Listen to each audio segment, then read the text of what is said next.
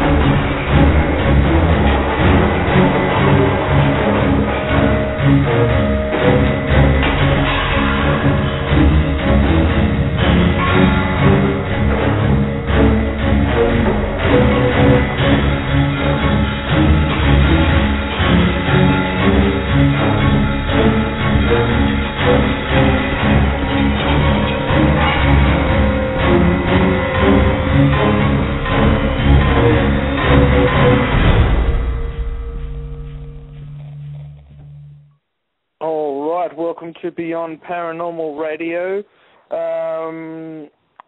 We've got a great show organised today. I don't know where Taryn is. Hopefully she'll call in soon. But we've got an awesome show lined up today.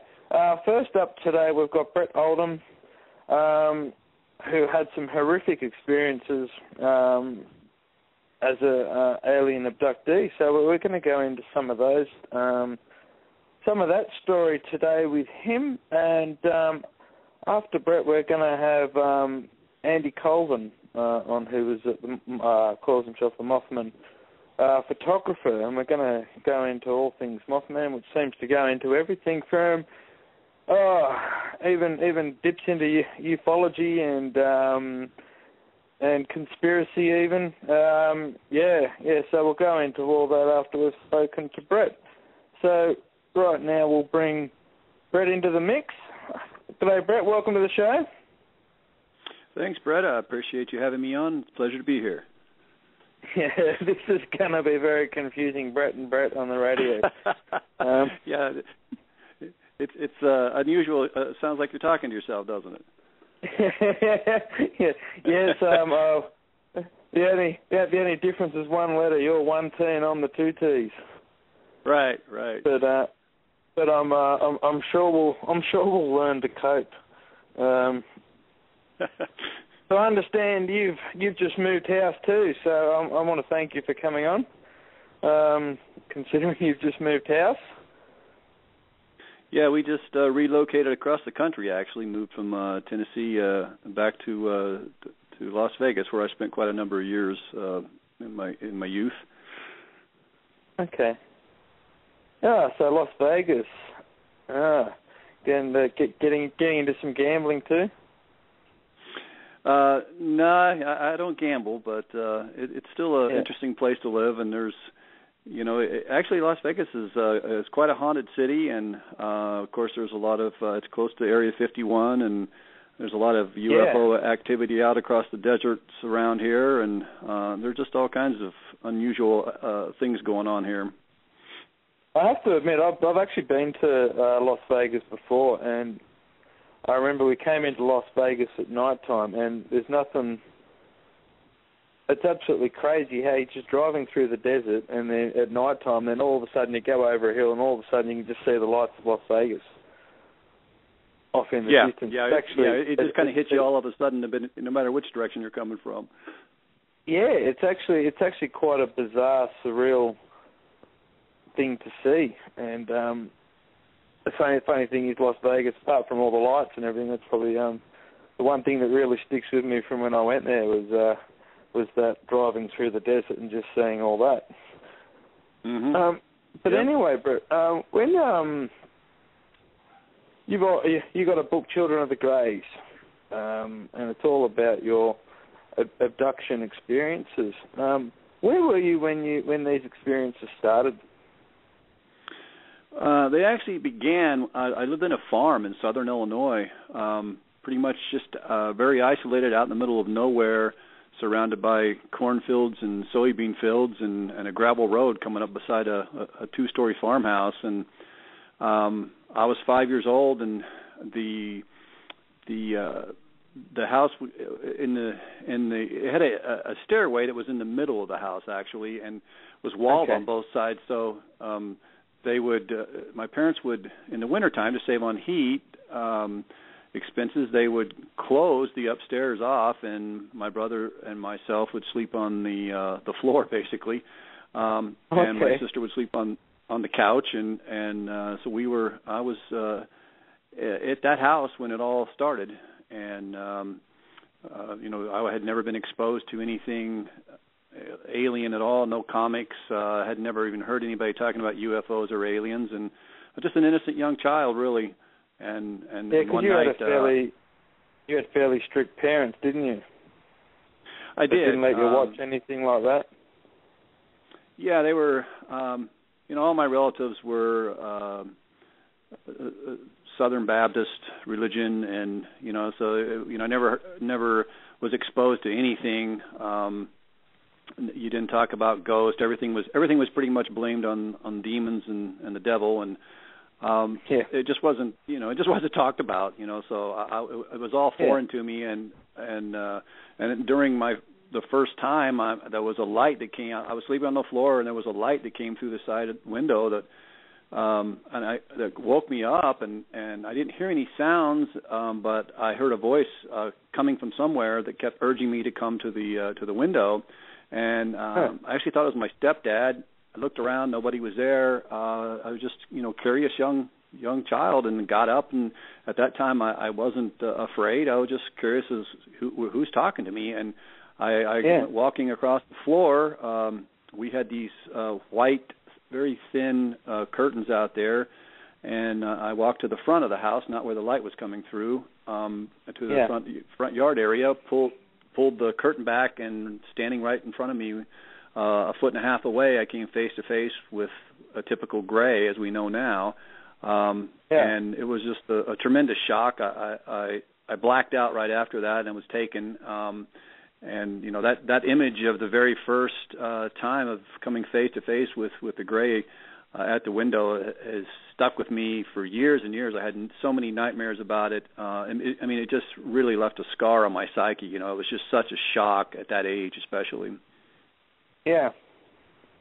Yeah. So when you say you blacked out, did they do something to make you black out, or? Yeah, I think so. It actually happens like that quite frequently. If you are aware at the time that you're being taken, most of the time you will black out and then wake up. It wasn't. I've had many experiences over the years. The first two experiences was there at the farmhouse when I was a child, and I did come back talking about it. I actually remembered it. They didn't try to suppress the memory or anything. I was telling my mom about the little men who took me and all that kind of thing, and she just chalked it up to childhood imagination. Everybody, sometimes kids have imaginary friends and didn't think anything about it. And it was after we were watching, we had a little black and white TV, and my mom started talking about this movie, The Wizard of Oz, and telling all those kids were really going to like it and all this kind of thing. And we were sitting watching it. I was really enjoying it till the scene came with the flying monkeys, and it triggered something in me. The little strange 3-foot, 4-foot creatures, taking the little dog and basically abducting.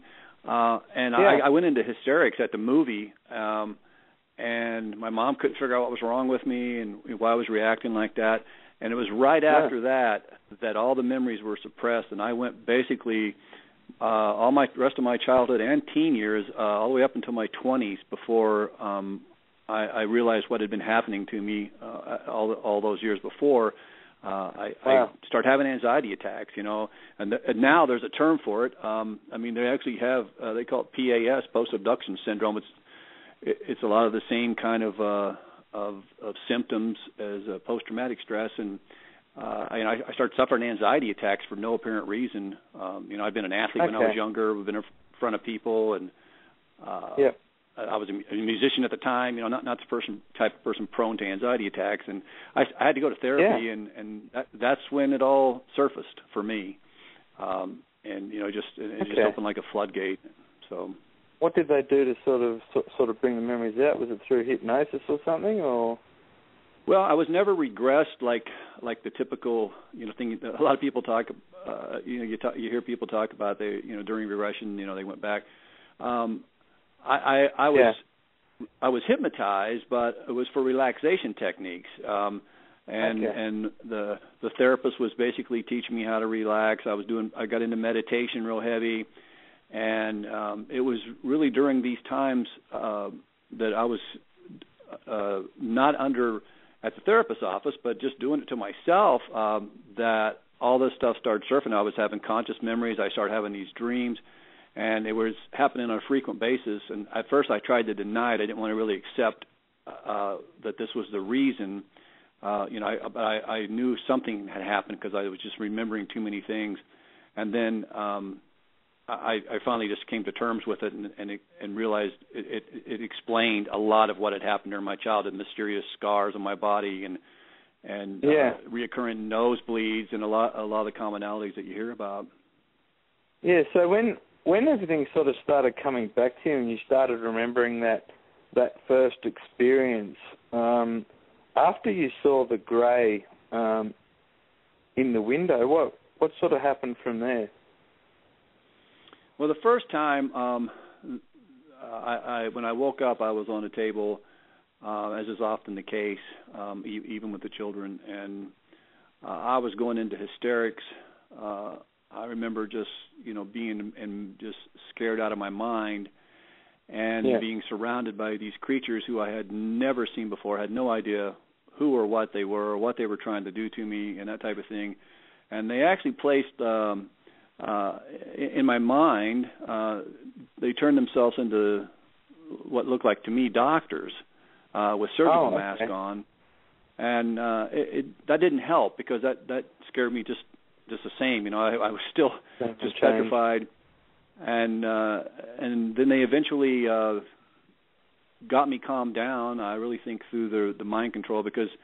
I say this time and time again of all the incidents that's happened, and I go through multitudes of stuff in the book, all the way from the sexual stuff, to the emotional aspects of the psychological damage, and I didn't leave anything out. And but one of the things that I always talk about in depth is the mental capabilities of the Greys, and that they took me to and introduced me for the first time to the tall Grey, who is clearly in charge.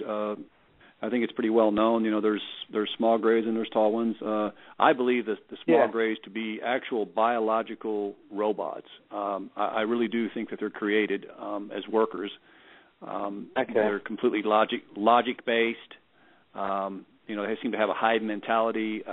They don't really communicate other than just the regular kind of, at this point, sort of condescending, we won't hurt you type communications.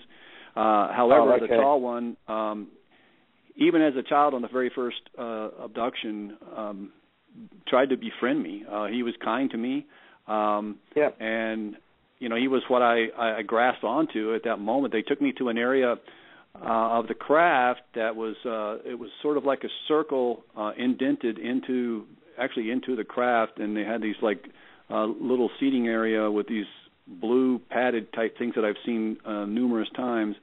And he was sitting there, and there was several other small Greys, and they set me down beside him, and he actually started communicating with me, and I couldn't figure out, of course it was telepathically, and I couldn't figure out as a child, how he was doing that, and, I would speak out loud, but he sort of kind of became like a friendly figure, and he was pretty much has maintained that, all the way through the years of all these decades of experiences, he has at times answered my questions and showed me certain things. He's been there when experiments have been done, but he's never the one doing it. There's other tall grays, same type of situation. You know, they're always more observers than they are actual participants in some of these experiments that's done. Okay. Do they, when in all your experiences, you said you have the short greys and the tall greys. Do they all speak to you telepathically, or do some of them speak to you normally?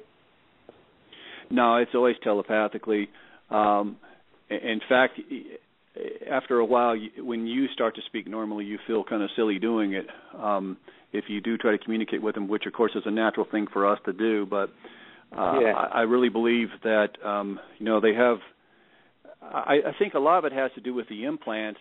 I do sincerely believe that they implant you, and even our technology is getting to the point now.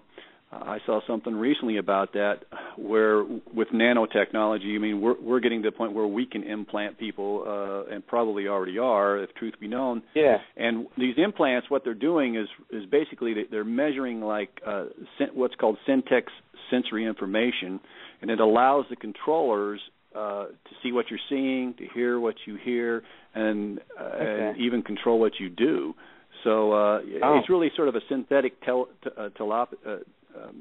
telepathic messages and stuff, and how they're communicating through. And I think the implants may have something to do with that. In your opinion, what is their reason for taking people?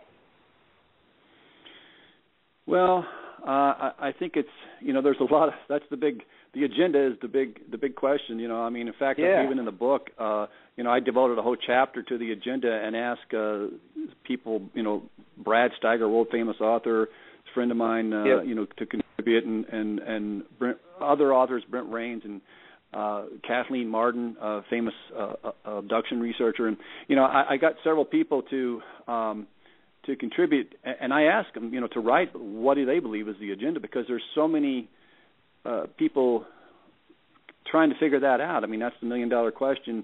I do believe with the Greys that it does pertain to. They're definitely creating a hybrid program. There's no doubt about it. I mean, that's everything that they do seems to be based around that, of creating these hybrids. That's some of the sexual things that go on. A lot of people don't talk about that aspect of it because I think they find it embarrassing, and it is embarrassing. Yeah. But I wanted people to know the kind of stuff that abductees are subjected to, because it does create a psychological damage. There's no doubt about it. But everything that they do is based on monitoring our emotions and human sexuality, and it seems to all stem right back to these hybrids that they're creating and how to deal with them, because they seem to have human emotions because they are part of us. And the Greys, from what I've never seen them exhibit any kind of emotion per se, So I think they need to learn about us and our emotional makeup in order to understand what they're creating. So a lot of the experiments that they do is based on stuff like that. But that's their absolute main interest in a lot of the experiments and stuff that they do is based on human sexuality and the emotions behind that, and they're interested in us as a physical specimen. In combining with their intelligence, I mean, you would create quite an impressive species. Yeah, well, I mean, I guess you could argue, you could argue, are they living amongst us now? Yeah, and that's a good point, Brett, because I really believe that they have got to that point. To cover my book, I have my brother Jeffrey Oldham, lives here in Las Vegas, and he's an award-winning artist, and he created the cover for me out of the description of a child that they presented to me and wanted me to interact with, and told me that it was mine, and I eventually did, and I go into a lot more details in the book about it, and I put her on the cover because I wanted people to know that this is how close they're getting right now. And she's odd looking, but this was in the early 90s, so I think it's highly probable and definitely within the realms of what they're capable of, that they could very well be living among us already, integrated into our society. Yeah. Pretty sobering thought, really, when you think about it, and especially with the technology that's coming with this, with the implants and the nanotechnology, and being able to control behavior and things like that. It opens up a whole myriad of possibilities of what the world could turn into. Yeah, that's exactly right. I guess the biggest question I had, one of the bigger questions I had for you was, once all these memories started coming through, like, the trauma must have been extreme once you started realising everything that was going on. How did you deal with that within yourself? I didn't deal with it very well at first, to be honest. I mean, I actually started drinking heavily. I just didn't want to accept it, and I couldn't. There was nowhere to go. This was the 80s. There was just.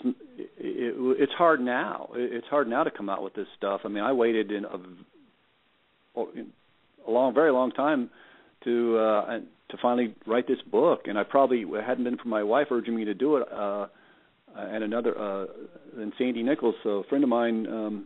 They both urged me to do it. I may still never came out with my story, but I just got to the point like, look, I suffered. I continue to. I'm much better than I used to be, but the people need to know that I was hoping that my book will bring more public awareness. I did touch on some stuff that I think a lot of people shy away from, and I also wanted other experiencers out there to know that you're not alone. That please, if this has happened to you, there's people that will listen. There's support groups out there now, and even if you just tell a relative, you'll feel so much better, because so many people are worried. There's so many women out there that's had, and there was an experience that I had with an ex-girlfriend where we were both taken together, and to this day both remember it, where they took a fetus.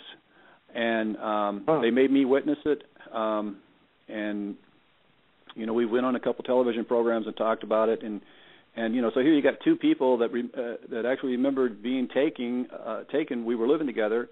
They actually knocked over an old typewriter, probably inadvertently. I'm sure they didn't mean to. It woke us up. So we had seen them in the room with us before they took us.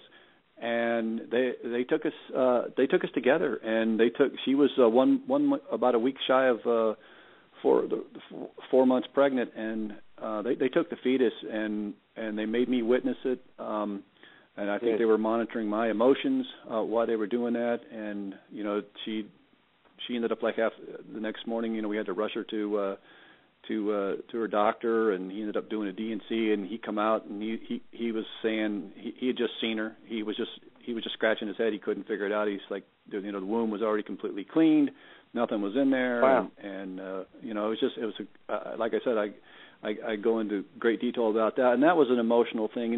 There's so much trauma that's inflicted by these experiences on people, and I just want people to know that if you go and you speak to somebody about it, even if you just remember bits and pieces, because nobody remembers all of it, no matter how much therapy you've had or how much regression or whatever. But a lot of people remember a lot. I mean, there's people out there that's starting to remember a lot. And since the book came out, I've been contacted from like women, especially all over the world, who's had these same type of experiences with the fetuses being taken. Some of them 3 and 4 times. And they're too ashamed and too afraid to tell anybody, because they're like, nobody's going to believe this, But they see the story in the book, and they're like, wow, that exact same thing happened to me, me and my husband, that kind of thing. And some of them it's been 3 and 4 times, and they have also had other experiences along the way, So they're using women for incubators. Possibly they're the ones impregnating them at a different time. Maybe they're just taking the human fetus and altering it at the time. I'm not really sure, but I know it's a very common thing. and it's kept secret. So many people they feel taboo about it. You know, they don't want to talk about it. Yeah, well, it's a tough thing for anyone, I guess, and I think if you have been taken, I mean, it'd probably be horrible to remember everything. I mean, I don't think you'd even want to. Yeah, I think your subconscious sort of protects you. You know, I ended up with very mysterious scars. I've been blessed to being very healthy. I never get sick. Other than sinus infections, which I've always related back to nasal implants at the time, when I was having tons of nosebleeds all the time. You know, I've been pretty healthy, and I think I kind of attribute that to them. I think they've kind of, in that regard, it's been a positive thing. They've kept me healthy, I think, but basically it's for their own agenda. You know, it's to their advantage to keep me healthy if they're using me. But you know, the scars, I don't remember how I got them. Yeah, what do you think the nasal implants were in aid of?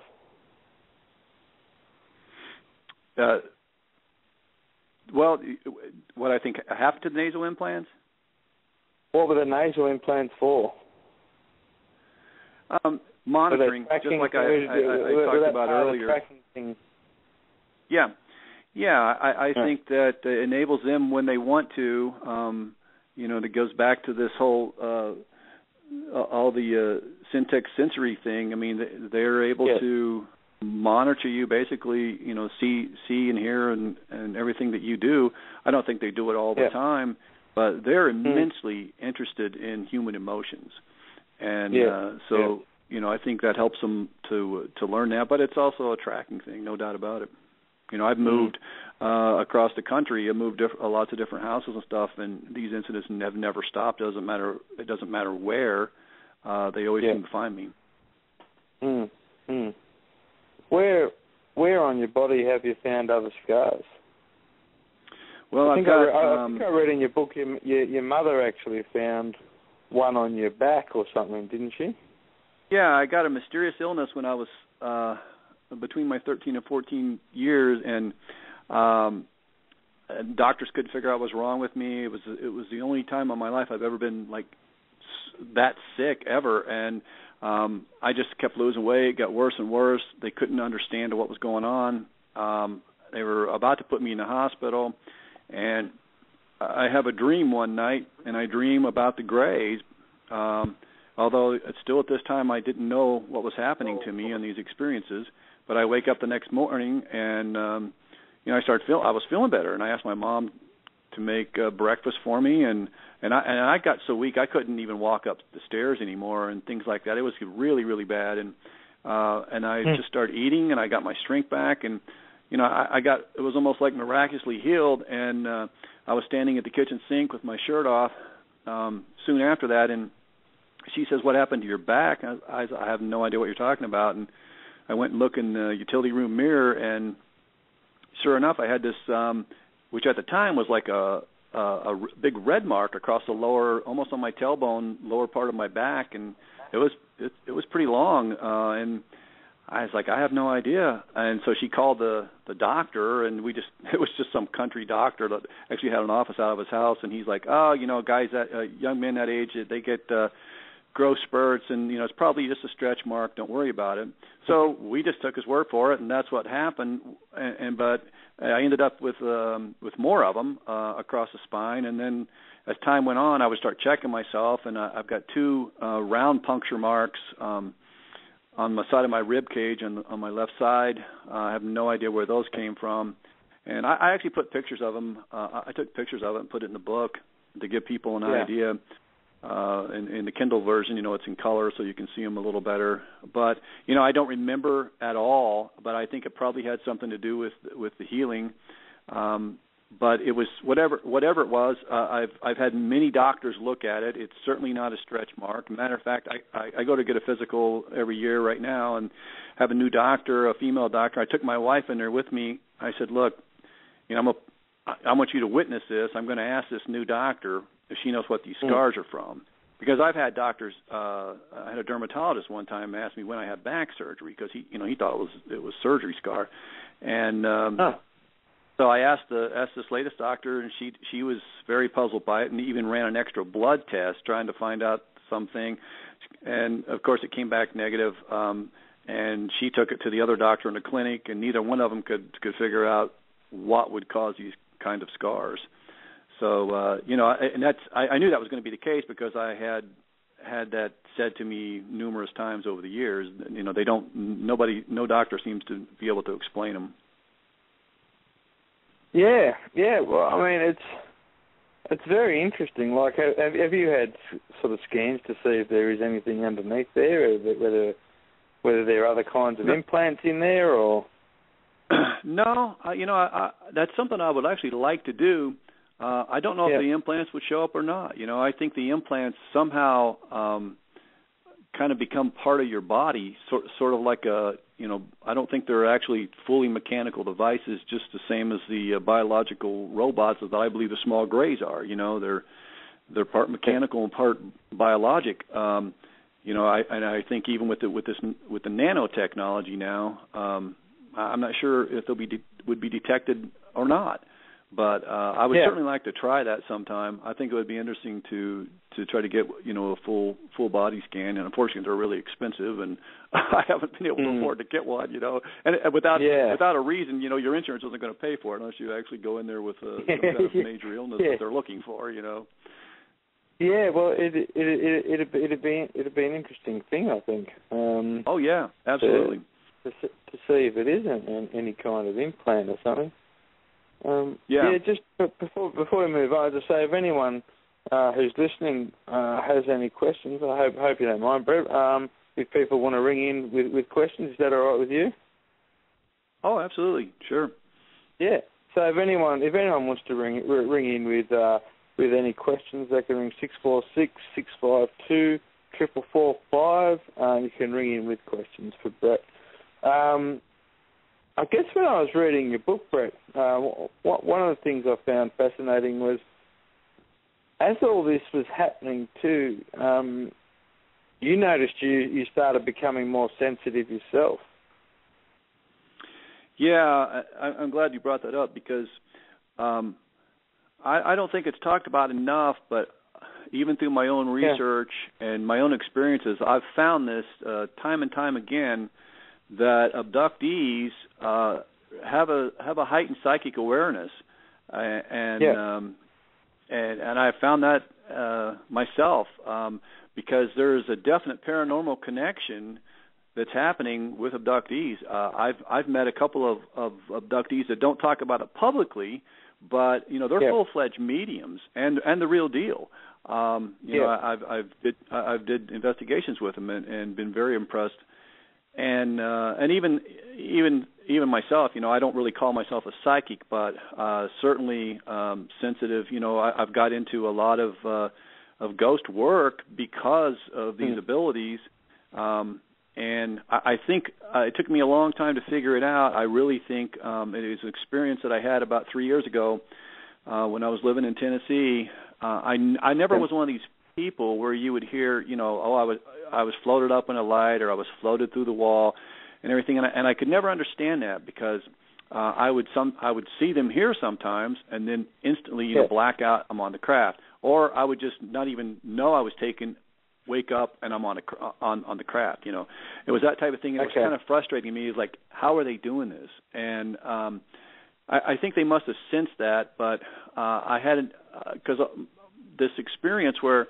I write about this also to let people know this connection, and this is what my theory is on the paranormal connection and why this is. I believe they're taking us through dimensional portals. And they have the ability to do that. I think I forget, it was NASA or whoever about 6 months ago announced that they had discovered all these portals around the Earth's atmosphere, opening up and closing all the time, and they were like, "Boy, if we could harness these." They've actually started an area of research to find out exactly, pinpoint these down and go into that, because you're talking, it's mind-boggling. You're talking possible dimensional travel, time travel. Who knows? Because we've never been that far before. But you're talking with the Greys. It's a species that is so far. Who knows? 50,000, 100,000, maybe more years advanced over us. They know how to do it. And I was in bed sleeping. The sun was just coming up. I hear a tap tap sound on my mattress. And because I've had a multitude of ghost experiences, which once again relates back to what I'm getting ready to explain. And it wakes me up, but I don't open my eyes because I think it's actually a spirit trying to get my attention, which I believe most of is, not to get too far off subject here, but most hauntings are a direct result of the spirit seeking help. And they're not so much trying to scare us, And this was the case because they come to me a lot, and I've got a lot of witnesses. I have a lot of electronic voice phenomena stuff proving this, and I've always been clairaudient, and so I thought, well, this is another apparition seeking help, and so I just wait. I'm kind of half expecting to open my eyes and maybe get a glimpse of a full body apparition. I don't know, but I know something's tapping on the side of my mattress, and then I hear it again, and I was like, wow, it's really trying to get my attention. So I open my eyes, expecting maybe to see an apparition, but if not, I was still going to try to speak to whoever was trying to get my attention and ask if there was something I could do for him, and to my surprise, I opened my eyes, and there was Greys down the side of my bed, and they're the ones that was doing it. They purposely wanted me awake.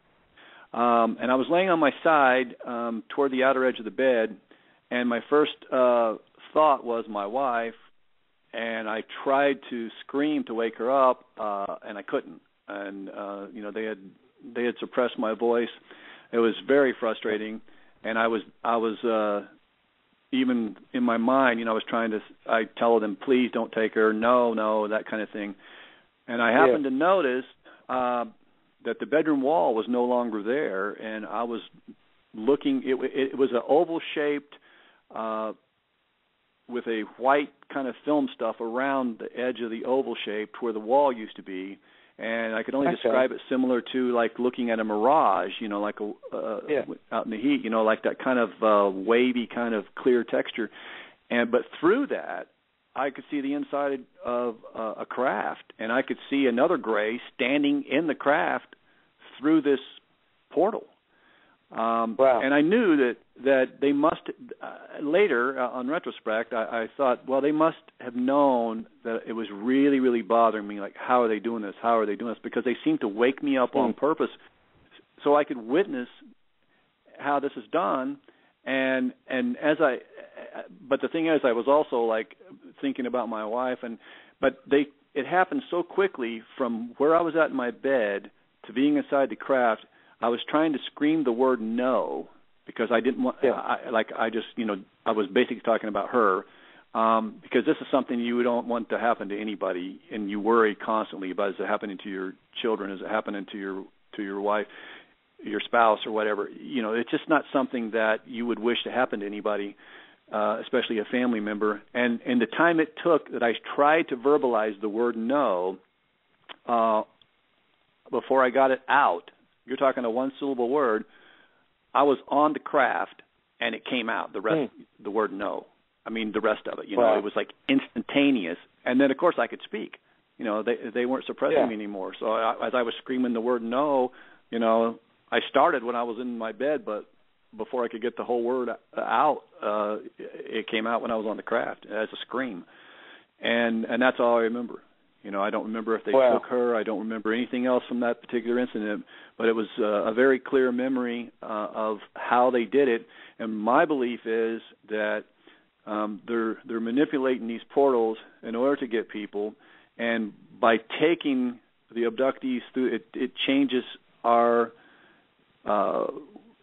chi, our energy, our vibrational rate gets increased from this. And I think from my studies and work in the spirit world, that they're vibrating at a faster rate than us, in the spirit world and in the plane that they're in.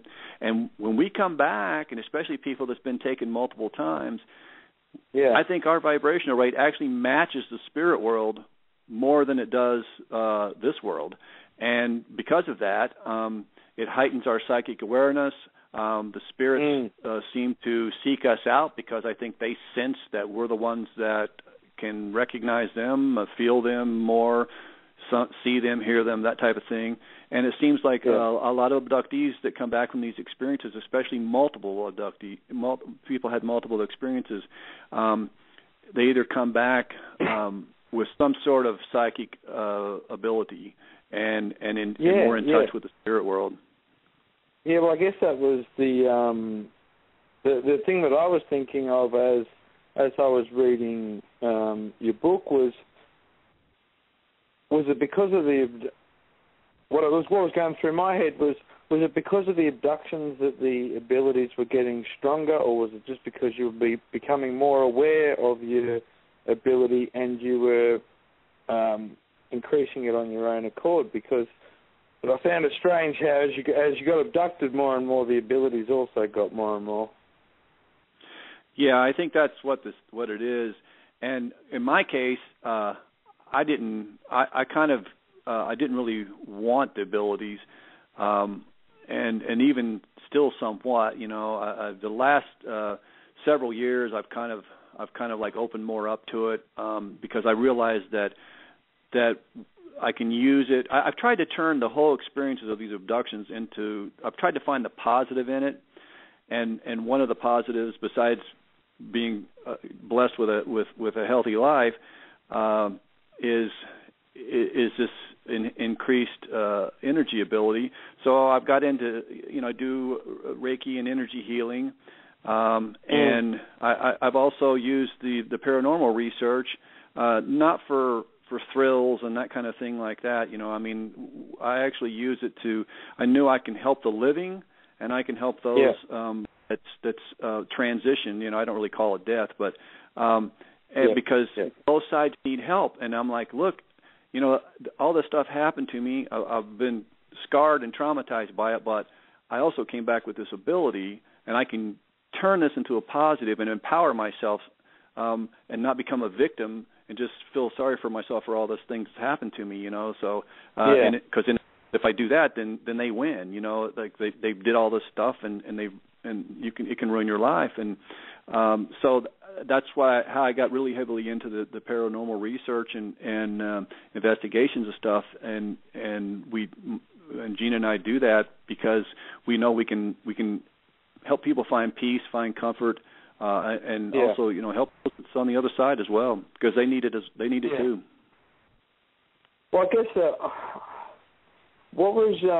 I guess that was probably a motivation with writing the book too, that you could also help other abductees come to terms with what was happening as well. But, because I don't want anybody to have to suffer in silence as I did. It's just a lonely, lonely existence. You lead a double life. You try to be normal. When I came out with this book, there was people that were just floored because they know me for years and years and years, and they had no idea that I was living a life of these experiences and had since 5 years old. And it's just something that it's very difficult to live with. Depression is very common, and it was with me, and even now sometimes I still have to fight it because. Sometimes you can only take so much, but I knew that if I kept encouraging people, and it was very therapeutic for me, the book itself. It took 2 years to write. I mean, it really did. It was such a experience because I couldn't get through it. I've never read an abduction book ever because I never could get through one. I started John Mack's book. I started, stuff by Hopkins, and I could never do it. It would just start. I would just go into these deep depressions. I just could never get through them. I could sometimes watch the programs, a television show about it or something, and that would freak me out enough, but I just could never get through a book. And it was the same thing trying to write my own, reliving these experiences again. And But in the end, like I would stop. I would start getting so depressed, and I'd have to stop for 2 or 3 weeks. And my wife, she would come and start encouraging me, like you got to do it. You know, you can. There's people that need to hear this, and you can help people. And so I would start up again. You know, and it took a long time, and then I finally got enough done that I could see the light at the end of the tunnel. But when it was finished, and I went public with everything. And of course, you know, you do become a target. There's people that don't want this kind of stuff being out there, and of course, there's people that feel threatened by it, and that type of thing. And I understood that was going to be part of it. But basically, I've had a tremendous amount of support. All the people, my relatives and people that know me. I mean, you know, they knew the type of person that I was, and so for me to come out with this, they were like, wow, you know, we had no idea, but they accepted it because they know, like, I'm not going to come out with this just who would come out and talk about stuff like this that happened to them, you know, for what reason? Because, like I said, some of it is pretty embarrassing, but it was so therapeutic for me. It was like it was like a weight had been lifted off, and I was having nightmares my whole life, 2 or 3 times a month. Wow. Even and I was keeping it such a secret. Like even when I married Gina, for 2 years I didn't tell her. I never told her before we were married. And she has been a paranormal researcher for basically since her teen years as well. And she kind of put 2 and 2 together. She saw the scars, and I was just like, I don't want to talk about it. And you know, I was so afraid. I didn't want her to live in that kind of constant fear, because that's something abductees live with. You know, it's like you never know. Every night you go to bed, like, is it going to happen tonight? Is it going to happen tonight? And I just didn't want her to have to live that kind of life. You know, so I tried to shield her from it. And then she eventually kind of just figured it out, because we witnessed to these nightmares. But since the books came out, you know, they're so far apart now. You know, it's just. It's been a healthy thing for me, really, just to get it out. Tell us about, like, you had some experiences with the Men in Black too, didn't you? Yeah, and that was when I was young. And I was at elementary school, and it was a small country school. I was still in Southern Illinois at this time, and literally like 4-room schoolhouse, 2 grades to a room type thing. And so we were out at recess, and in the back, it was a little town, and just little blacktop roads. And in the back of the schoolyard, there was a little blacktop road that came up, and these kids came and got me, and they said, "And there's some guys back here in a car that's asking for you." And I didn't know who it was, had no idea, and they didn't know who it was. And I went back there, and it was like a real fancy black a Lincoln or Cadillac. I think I would lean toward Lincoln, but and these guys that were, which I didn't know anything about the Men in Black at that time, of course, but they were the typical Men in Black, you know, and they were in this big fancy car that I wasn't used to seeing. You know, we were just these poor country people, you know. I didn't see those kind of cars in that town, and I was smart enough to know that not to run up to the car, and I got kind of close to it, but not close enough where they could jump out and grab me. And I asked what they wanted, and they pretty much was verifying who I was and everything, and they told me that my grandmother had sent them to pick me up. And that was where they made the mistake, because I didn't know my grandmother, and she certainly she had nothing to do with me, and she certainly wouldn't be sending 2 guys in fancy black suits in a big fancy black car to come and pick me up in school in the middle of the day, you know. And I think that's kind of what saved me, because although I was smart enough as a kid, I doubt very much that I would have went with them anyway.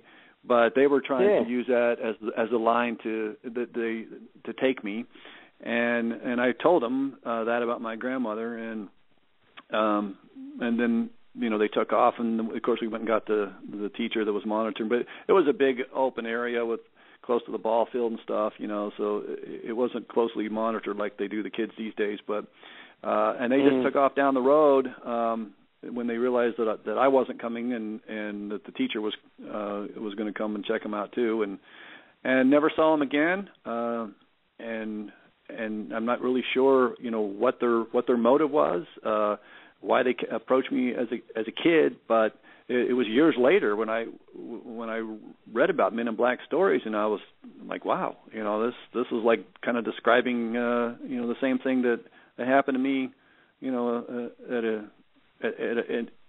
at that age. Usually it's a later age when something like that happens, so it was quite mysterious. Yeah, well, I mean, it makes you wonder if they're taking you anyway. What did these guys want? Yeah. It's just enough of a mystery to me. I mean, I was on the edge, as a kid, because once the word got around, all the kids were talking about it, and then I had some relatives in that town, and everybody was talking about it because it was such an unusual thing, and it was a little town. I mean, there's probably like 600-700 people lived there, and it got around. The word spread fast, and of course, I was worried because I didn't know if they were going to try to get me again. I mean, I thought somebody was trying to kidnap me. I mean, that was the only thing I knew about. I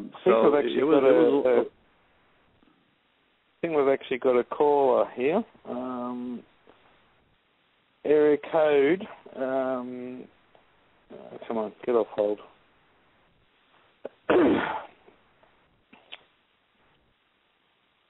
God, I hate when Blog Talk does this. No, our computer's great. Trying to take the caller off hold, and it's just doing the old circle of death thing. Hopefully they'll come off hold on its own time. But yeah, I guess it's an amazing story. Was that your only experience with the MIB?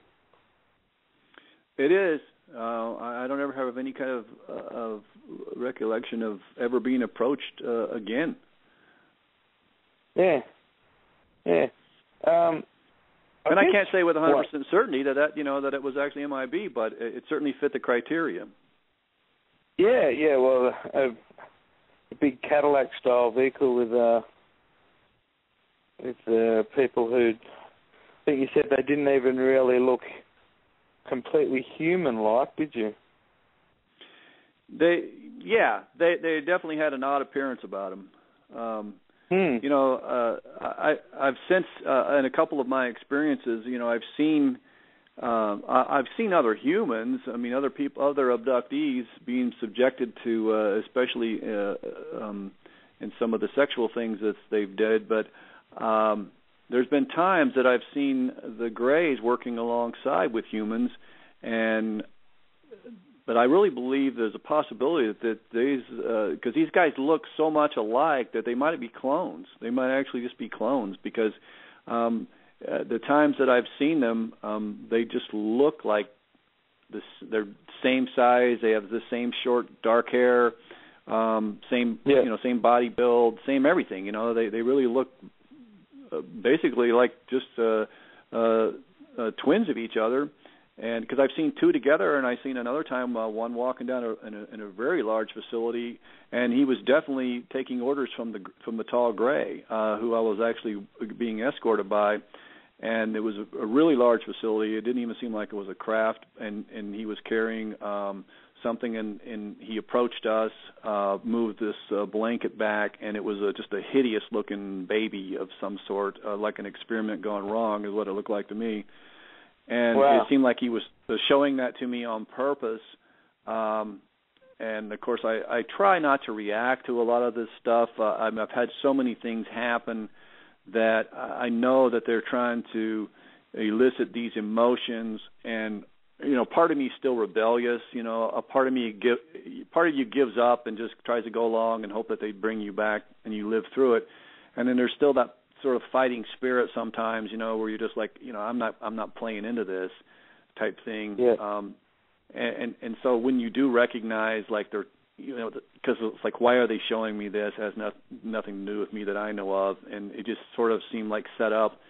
And so, I tried not to react to it, but I really felt sorry for whatever it was. I mean, it did seem like some sort of baby, but it was really just hideous looking. Yeah, like, I mean, in all the abduction stories, it seems to be women that get abducted that seem to get the raw end of the deal, so to speak. Am I right in saying that?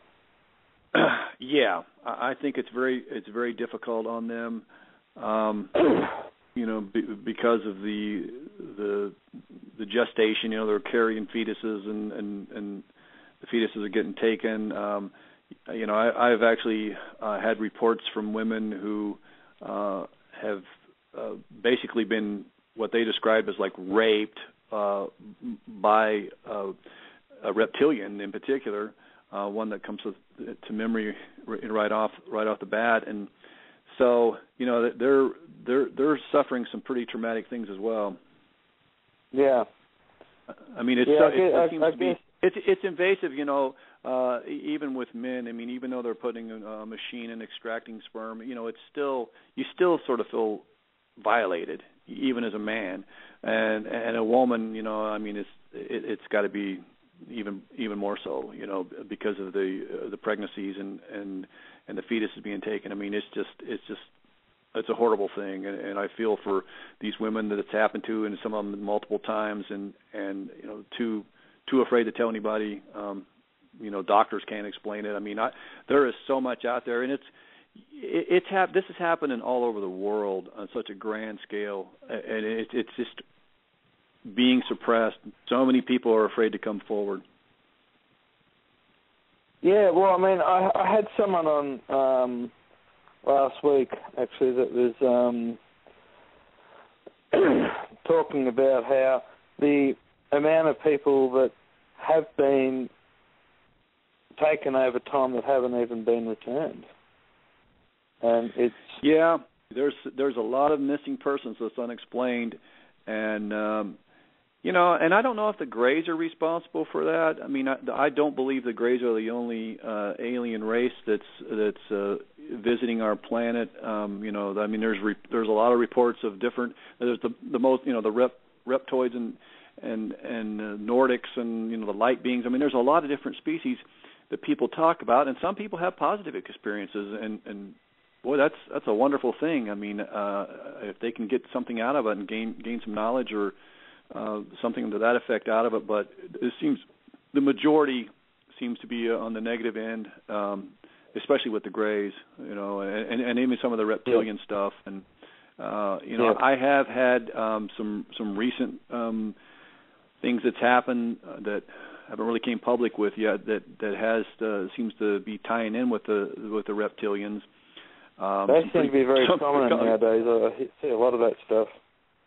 Yeah, and it does seem to involve Gina, my wife, now, and which is very disturbing. She doesn't remember anything, but we've had a couple of experiences of recent things that's obviously not in the book, but it does seem to that the reptilians seem to be involved now, and of course there's a lot of reports that they're working right along with the Greys. Could very well be. Mm. Yeah. Yep. Maybe different agendas. I don't know. I mean, I always have thought that the reptilians have always been here.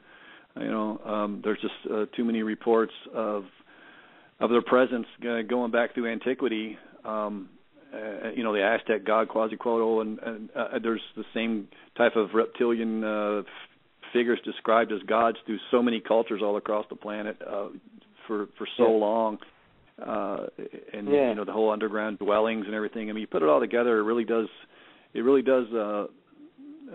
make you wonder. And a lot of people firmly believe that they're actually been here from the beginning. So and it could very well be, but they do seem to be tying in with each other a lot lately, especially. Yeah. I'm not sure if this is a call. I think I'll just say. Area code 720. Are you? Do you have a question for Bret?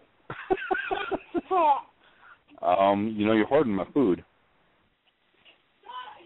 All right. Don't know what that's about, but anyway. No, all right. You're hoarding my food. Okay. I don't know what that is, but anyway,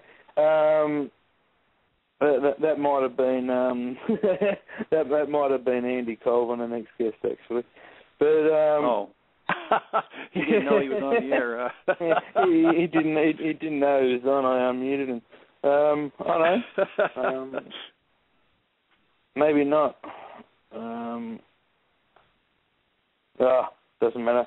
I'll see if it is again. See if the person wants to talk. Hello, area code 720. Do you have a question for Bret?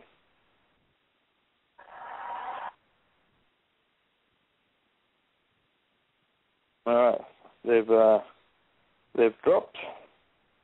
So obviously not. Yeah. You get that sometimes.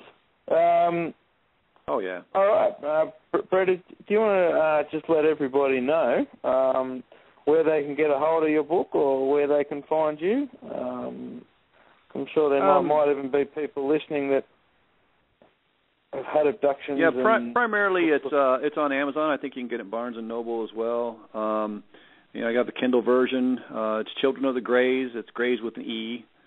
And the print version in Kindle on the Amazon and Barnes & Noble. And you can reach me through our Halo Paranormal #1 at hotmail.com. It's a good way to get a hold of me. That's the moniker Gina and I usually go by with our paranormal work, and it's just Halo Paranormal, the #1 at Hotmail. And, of course, we're on Facebook as well. Excellent. Well, Bret, once again, thanks for coming on. It's an amazing story, and it took a lot of guts for you to come out and actually write a book on it. I'm sure you've helped out a lot of people in the process. I certainly hope so. That was the main objective for doing so, and thanks to guys like you for helping bring more public awareness to it. Certainly appreciate it, and I certainly appreciate you having me on. No worries. Thanks very much, and I'm sure we'll keep in contact through Facebook and the like. Not a worry at all. So thanks again, and everybody. We're now going to go to a bit of a song, and then we'll come back with Andy Colvin. So right now we're going to have Metallica, Into the Sandman.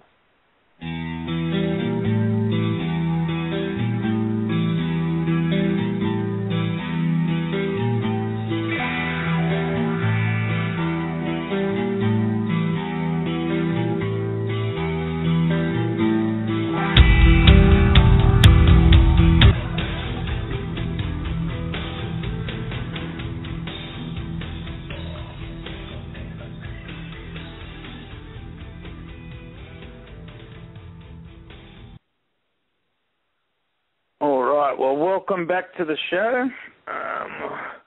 Thank you for Bret Oldham for coming on before. That was an amazing story and something I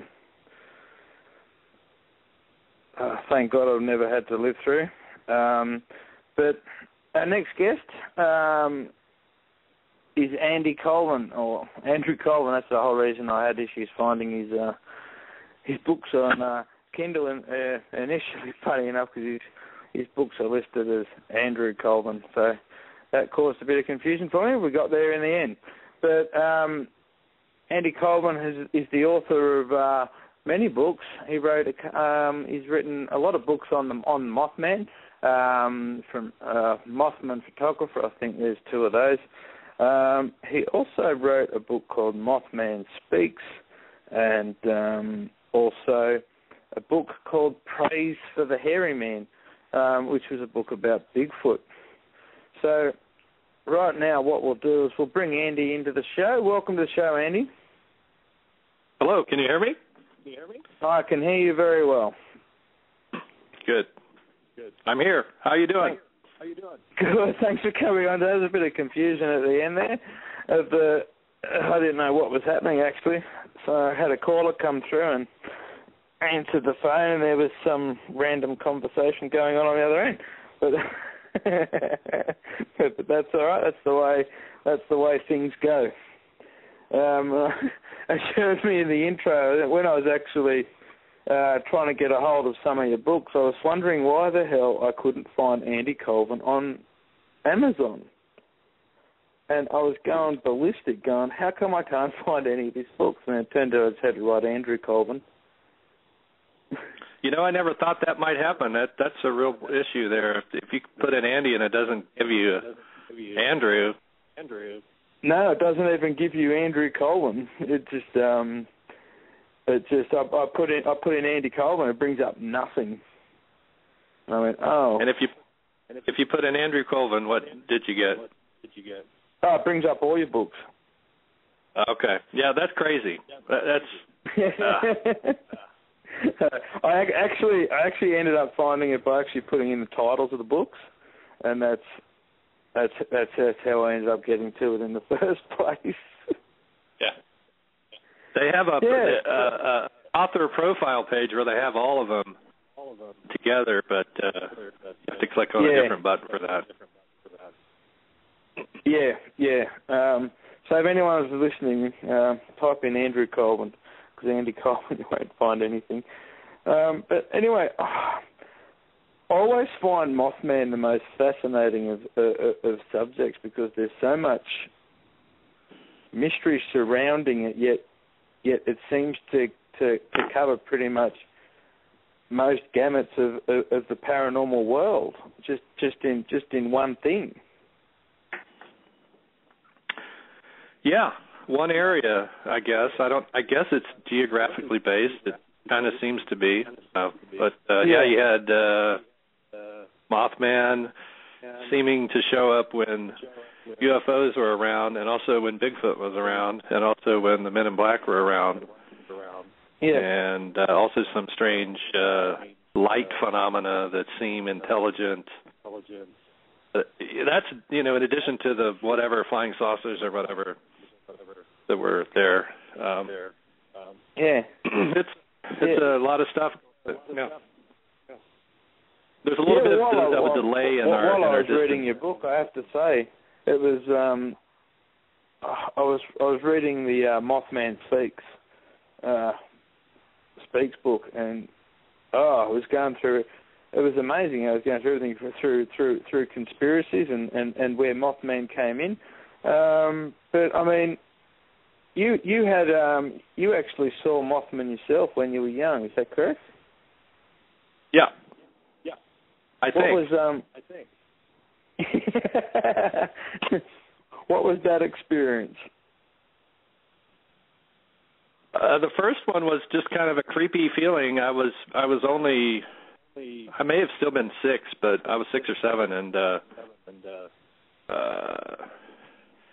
it was a creepy thing. Like you heard about this, heard about it, and then I felt like it was looking for me or something, or searching me out or something, and then I saw just something flying in the sky. That was it, pretty much, for then. Right. But then, soon after that, my friend started saying that the Mothman was coming to his house all the time, and that's where we had an experience with, I guess you could call the little people, although I can't. Yeah. It's hard to describe these events because we were asleep at the time, and so I don't know if it was a dream. I woke up to find my friend screaming about these little beings that were in the room, and he said that they were working with Mothman somehow, and the UFOs. Yeah. They had predicted a 911 like event. He didn't use that word, but he said there's going to be some attack in 2001, and it's going to be the start of, quote, World War III. And so when that happened in 2001, then I went back and I started documenting everything I could, because I knew that there was something to it. Yeah.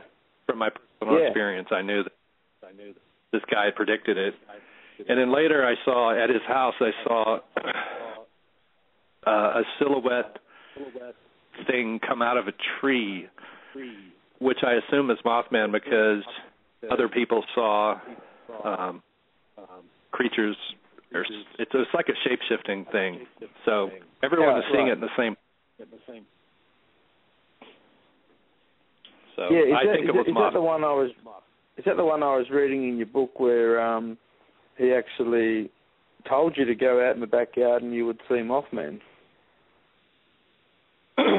He said he said he would show me the vision of this future event. Oh, okay, yep. And I'll be damned if I didn't see something. It was just like a film had been projected into your head or something. Wow. And he was making it happen. He was causing this vision, I think, or through him or something. And wow. That was pretty much the end of our friendship. He moved away.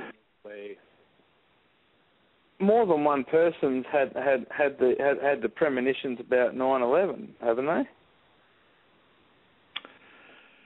Yes, I have found in conjunction with Mothman. Yes, there's been a couple of others which are going to be in. At least one of them is going to be in the next Mothman book, which is the Mothman Squeak. We've got Mothman Speaks, Shrieks, and Squeaks. It's already done and everything. I'm just waiting for it to be proofread and stuff. I've got a bunch of different books that are about to come out. Publishing things. I publish other people's stuff. And rare old UFO books and things, and that, like that John Keel collection that I did. There's going to be another John Keel book, a third book coming out soon. All right. So a lot of Mothman stuff still to come out then. There's some Mothman stuff in the Keel book. There's some in the Ray Barker material that I'm looking at. We're doing an alien book or two coming up with just crazy stories from UFO researchers and witnesses that we've interviewed on our show recently. Okay. I guess one of the amazing things when I read your book was that your sister also had a run-in with Mothman. Both of them did. One sister saw the red eyes with another girl in the woods. Yep. That girl I'm in contact with now. Yep. And her brother saw it flying.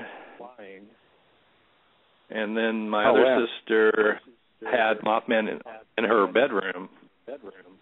And my niece as well, who's her daughter, saw Mothman in the bedroom.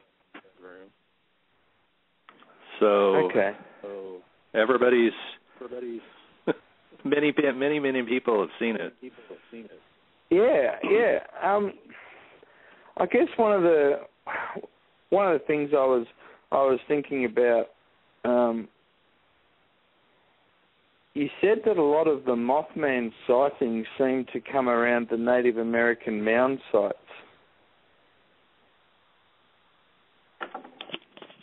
Yeah, that seems to be a connection. Possibly an emanation from the mounds. I was just looking at an article that popped up today about a mound that was in my hometown that had almost an 8-foot skeleton in it. And a granite axe, a large axe, copper armor of some kind. And in researching that, I couldn't find it. I can't find anything else about it on the internet. But there is another mound that's still there that had 13 skeletons that were all very tall. And they were aligned in like a solar kind of, with their feet toward the middle, making a circular pattern. And there were several earthworks, really large circles and hinges or whatever you call them. There were stone-covered mounds that were dozens or hundreds or maybe even thousands of these. They're all pretty much gone now. Okay. Yeah, the whole area was festooned with mounds. Yeah. And I think the Native Americans say they didn't make these. So what's your theory on what they are?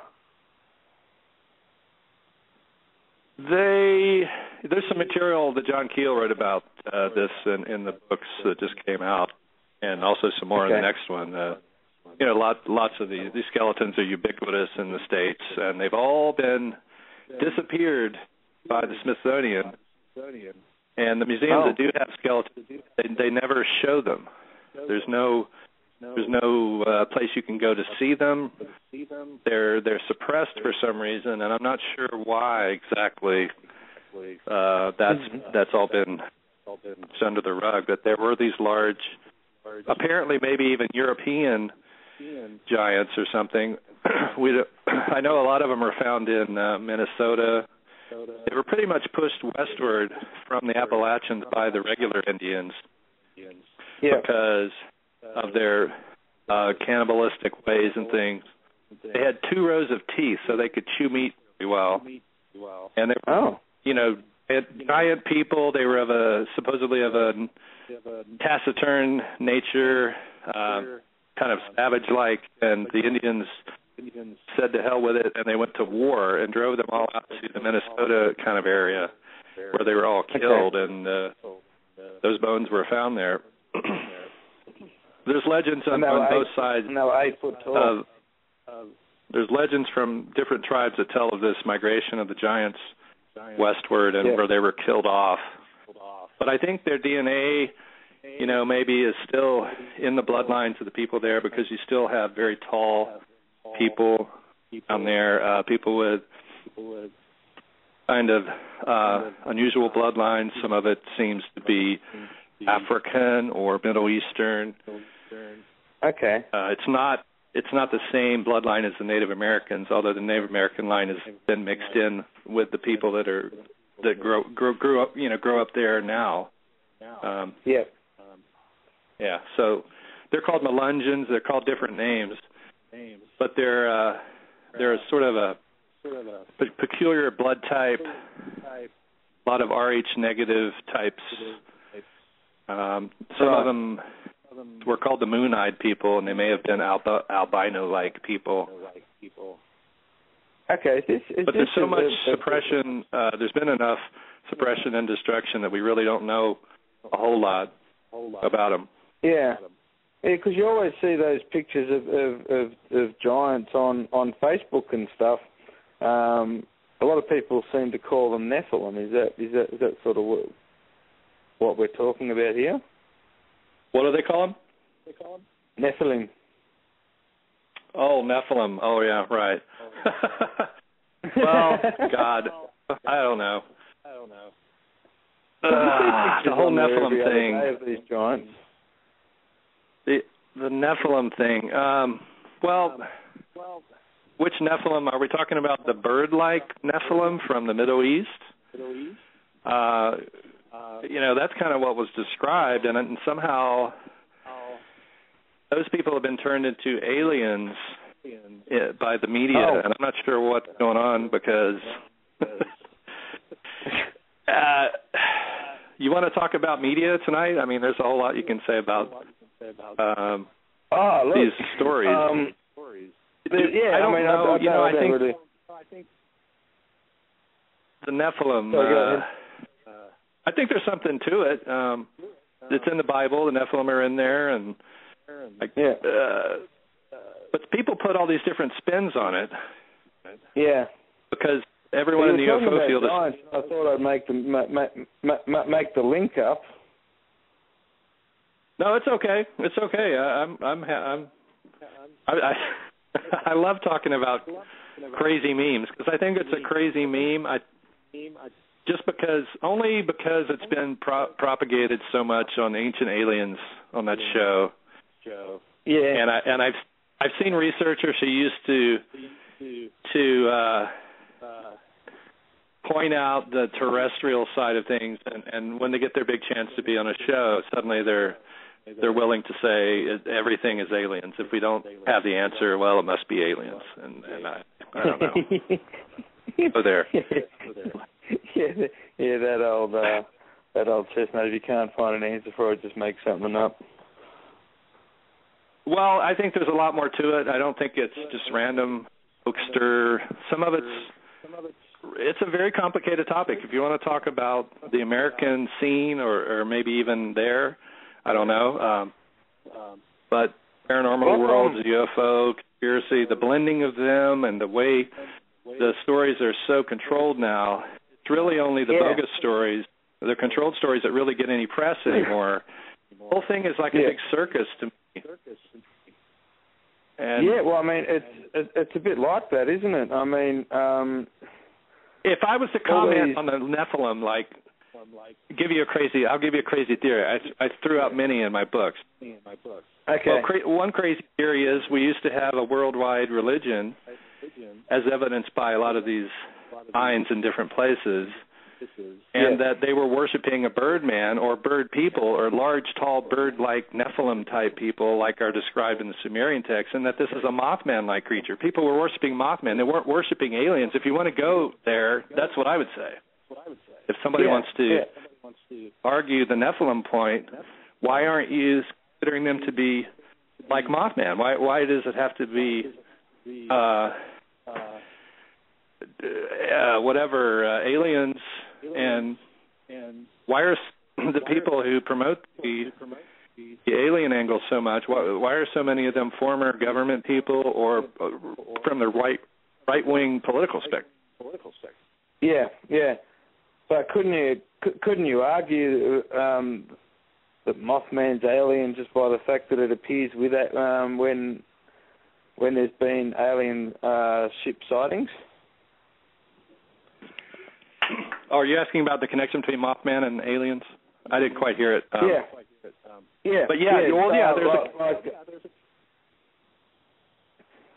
Go ahead. Yeah, no, I was just saying that that if Mothman appears has been sighted in conjunction with UFOs, you could argue that Mothman was alien. Yeah. I guess it just comes down to what we ascribe to the word alien. You know, what are we talking about? Some people would say, you know, that's like defining the word love or something. It's got a lot of ways it could go.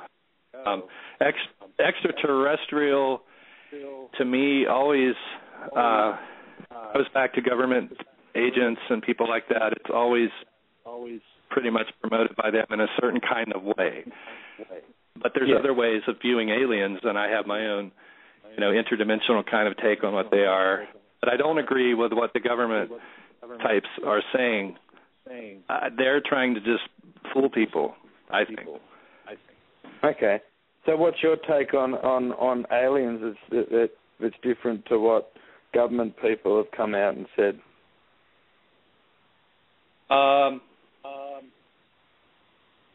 There's a truth to it. There's a reality to these unidentified lights, and they can affect the human mind. They can make things happen for people. People can have experiences.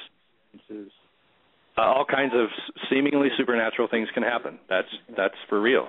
I agree with that, but I don't then go and say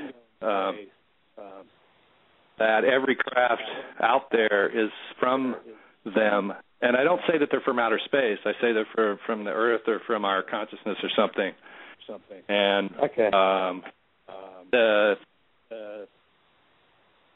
sorry, I'm thinking through this a little bit. No, that's all right. Can you hear me okay? Yeah, there's a little bit of a delay. Right, I'm hearing myself talk. It's making it hard for me to keep my train of thought because I hear an echo of myself. Oh, really? Yeah. That's I'm not getting an echo. It always happens. I hope it's not coming across the airways. Is all I'm thinking. Well, it happens on every show. I always have, there's always technical problems. Whether or not that's a conspiracy, I don't know. But yeah, well, the moment I signed in today to Blog Talk, I figured we were going to probably have issues today because Blog Talk said something had been bypassed and Blog Talk was stable now, and I'm thinking, okay, I have no clue what that means, but I'm going to run with it and hope that we don't have too many issues today. Well, what I think happened, though, is that the government or somebody was actually making flying saucers, and they saw the ET thesis as a way to cover up what they were doing. So I think we've got two completely different things going on. We've got a real phenomenon over here and a synthetic one over here, and they can get mixed around in different ways, completely mislead people about the difference. Yeah. In relation to conspiracies, am I right in saying that you've even made links from Mothman to actual conspiracies going on as well? Yeah, it's a stretch. It's like it's similar to what the ET people do, where they build a theory about what might be happening. And I've described this as sounding like a cartoon book plot before, but it might be true. I mean, archetypes. If Mothman is, say, a Garuda or a Thunderbird archetype, these archetypes usually have that kind of superhero type role, and they do get involved in conspiracies, or at least they get involved in exposing them. And I think with all the spying that's going on and general corruption, that I think the human soul wants an opposing, everyone wants justice to some degree, and I think maybe we create these archetypes through our collective need for justice, sort of like how sometimes ghosts come back and tell people who killed them, those stories? Yeah. I think Mothman's kind of like that. Okay. Oh, well, I mean, there's even people out there that prescribe to the theory that Mothman and a lot of some of these other sort of creatures that people show as coming up seem to appear around government, secret government labs. Yeah. They appear around nuclear plants and chemical plants, and of course some of those places are located on mound sites, so you don't know if things are appearing because of the plant or because of the previous mounds. Right, or for some other reason. Yeah, because there's a lot of weird DNA experiments the government's probably getting involved with. And that leads you again back to UFOs. Are the government working with aliens? Well, or the government has figured out the process by which people can envision all kinds of elaborate experiences without them really happening. Like they think they've been taken on a spaceship to Venus. I mean, there's people that swear up and down these kinds of things that I don't think could have happened unless it was in some, spirit realm or something. So what do you do with that? It doesn't mean that there's not something to study there. It just means that it's not exactly the way they're describing it. But this is a point that Gray Barker brought up at the end of his book about Nazi UFOs, where he says, what if some race of people has figured out how to control these elementals or these whatever, quote, alien forces to make tulpas appear, to make people see things, to enact magic somehow. Yeah. But as far as there being an extraterrestrial race that's flown in from some other galaxy and that our government's communicating with them, I don't think that's exactly what's happening. Right. Because, I mean, I have to say, like, I had someone on the other week, actually, that was talking about hollow earth kind of theories, and I kind of look at UFOs and Bigfoot and all this, and I look at the hollow earth theory, and I think it's not too far out of the realms of possibility. Right. Yeah. You could almost see how it could be possible. Except you wonder why haven't does the water disappear at the poles? Does it wrap around the Earth? I'm wondering what happens at with the water that's at the poles. Yeah. Yeah, it's true. Because I mean, maybe there's a force keeping it floating. Kind of, sorry, go ahead. Well, maybe there's some magnetic force that's keeping the water afloat, and there's space under it or something. I don't know. Yeah. I'm open to the idea. I mean, we do have a cavernous Earth. I mean, and there have been UFO sightings, actually, with a UFO coming out of the ocean. Absolutely. It's incredible. Yeah, and that kind of lends a bit more to the theory that these aliens aren't from outer space but living in our Earth. Yeah, you wonder if it's just an hallucination. How can a bunch of sailors see a craft come out and the water be displaced and all that? Yeah. If that's what's happening. I don't know. But. Yeah. Well, I mean, I think there's only ever been one report, and on that one, and I'm not 100% sure how many people actually saw it. Yeah. I mean, it's more likely that if there is somebody, if that really does happen, I mean, if these things are real physical things, then they're going down there. I mean, there's a possibility that it's a transmogrification, which means it's physical when it's coming in and out of the water, but then it disappears or something, So yeah. we don't really know the nature of it still. So that's possible. That it could go from physical to non-physical. So, but if there's a race of people really flying things around, they probably are from the Earth, like you're saying. Maybe they're from under the Earth somewhere, the ground. Yeah. And they've been here a while. Yeah, I don't know if the Nazis achieved that with their saucers or not. Like if they stayed together and they're responsible for those. Well, on that theory, where did they develop that technology that was worlds beyond everything else?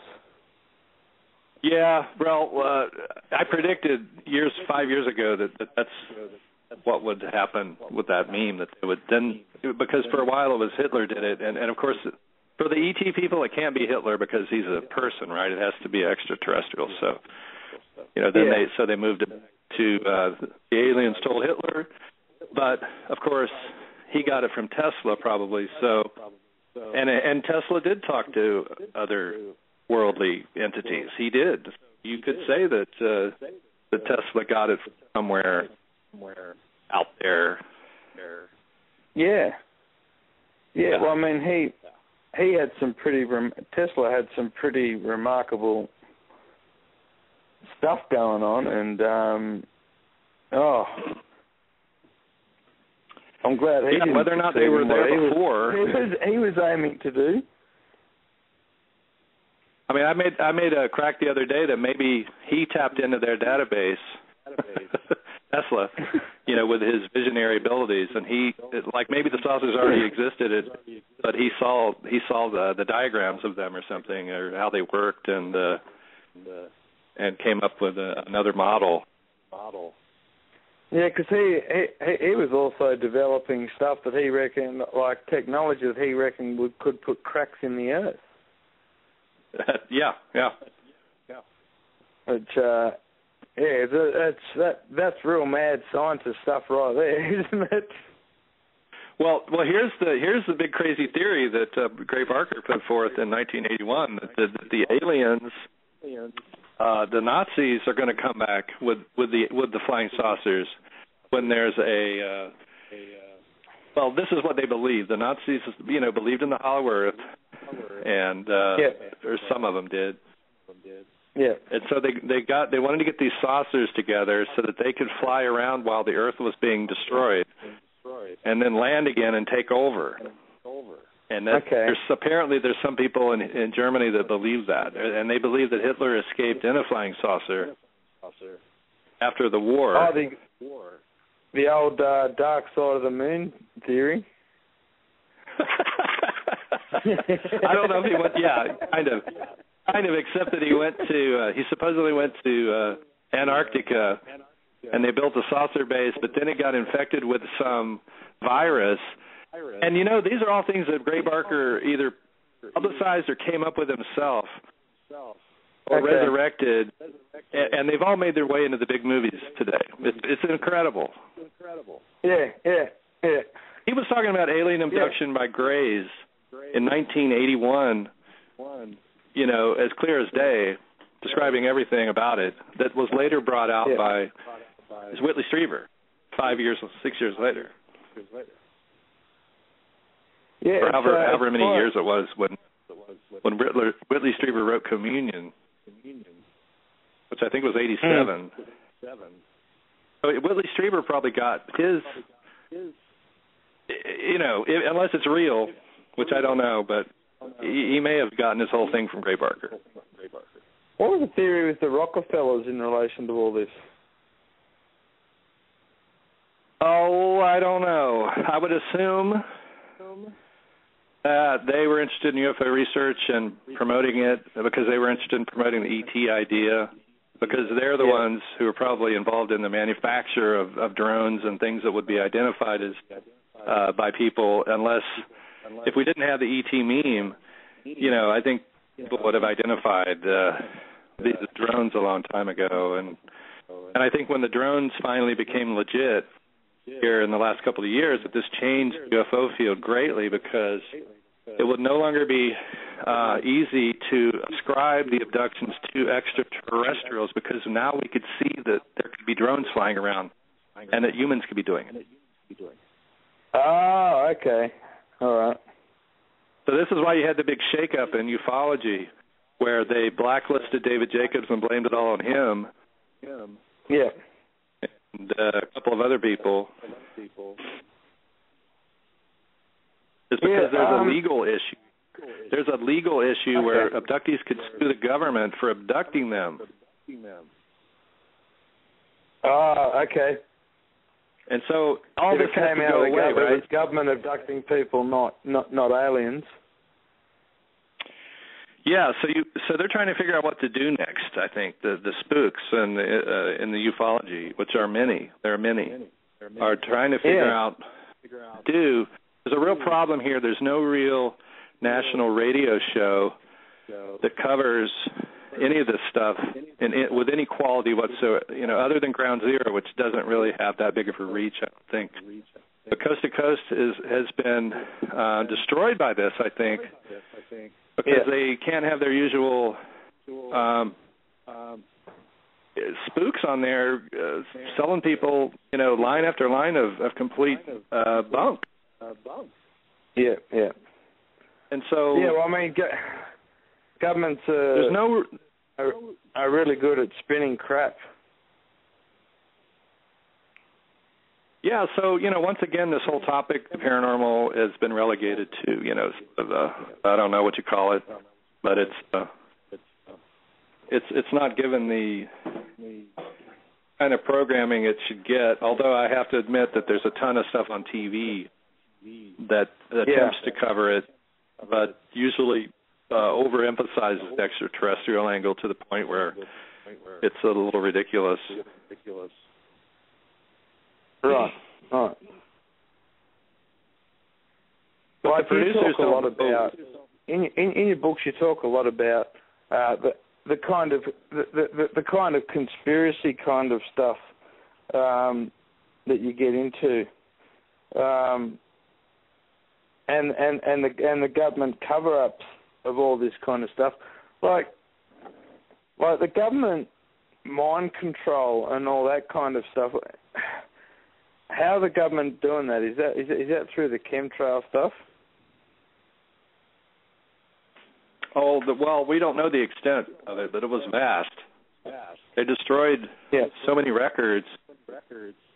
But all we have is a list of the records that were destroyed. We have topics from MKUltra, which is just one program, but there were dozens and dozens of sub-projects that were listed, and all we know is what kind of areas they were looking at.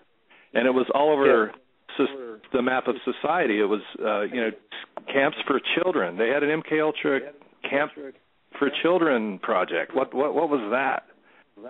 Oh. I think they've got many methods. The stuff that they do with the news on Yahoo and Google and today is controlled in a certain way. They spend a lot of time on advertising psychology to, I always say that they've pacified America so much that there can't even be there's not any kind of, what do you call it, radical movement at all. It's nothing. Mm. There's no protest of any, which is a great thing from their point of view, the leaders, because they've got a nice, malleable society. But what happens when you want to get something done and you want to mobilize people to do a particular thing? They're very passive. So it's hard. It would be hard to get them to do anything outside of the normal consumption of production, of goods and consumerism. Yeah. Everything seems to revolve around low wages, keeping wages low.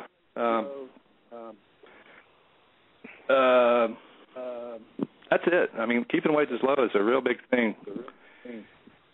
And it's really America. This quality of life is steadily going down, and the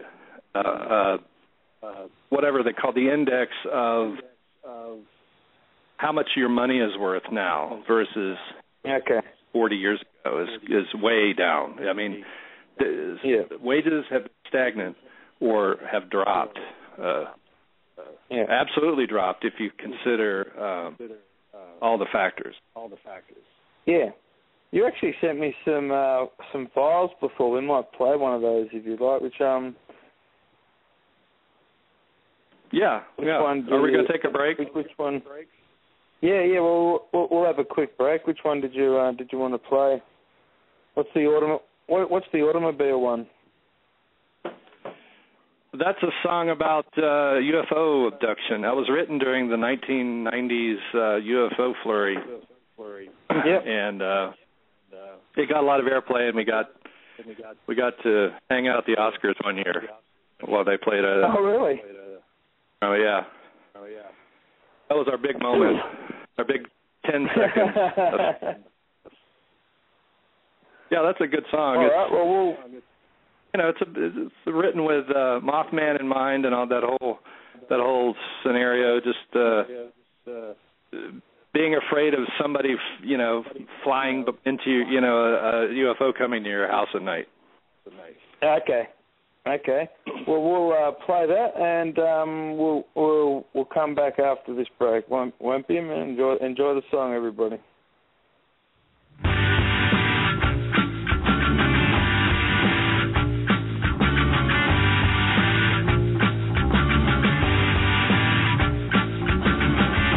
The ball of fire, the hooded figure by the shed. The unseen stare, the memories from which you fled. The big dark eyes, the pale white skin, the pointed chin. The skinny arms, the clammy skin, the big brown head. He comes to you in an automobile, coming to your town without a sound. He comes to you as you're bedding down, coming to your door, wants to explore. The thin black tie, the white brim hat that causes dread. The floating chair, the blinding light from which you fled. The tinted window, secrecy of government. tiny mouse, a tiny talk, a tiny mess. She comes to you in a spinning wheel, hovering around above your town. She comes to you in a darkened room. You both lie down without a sound.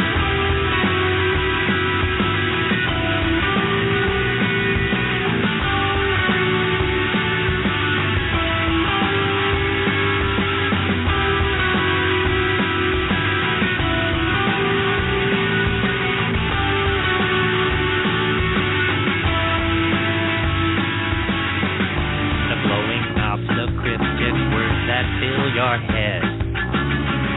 The unseen face, the seamless doors of solid lead. The humming sound, the sting of painful instruments. The voices say that when they're through, you will forget. He comes to you in an automobile, coming to your town without a sound. He comes to you as you're bedding down, coming to your door, wants to explore. He comes to you in a spinning wheel, hovering around above your town. He comes to you in a darkened room. You both lie down without a sound.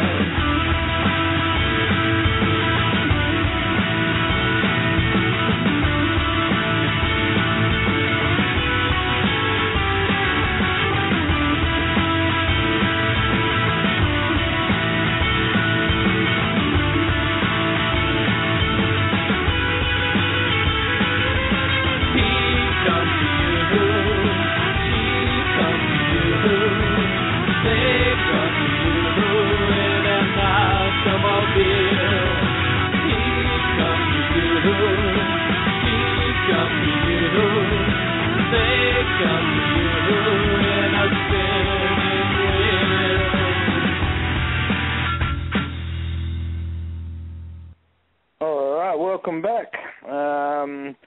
Andy, I noticed I've heard a lot of people online talking about, in relation to conspiracy sort of stuff, being approached by, I think you called them in the book actually, silent helicopters. Yeah, we had some silent helicopters, indeed. We had dirigible-like things floating around, even going back to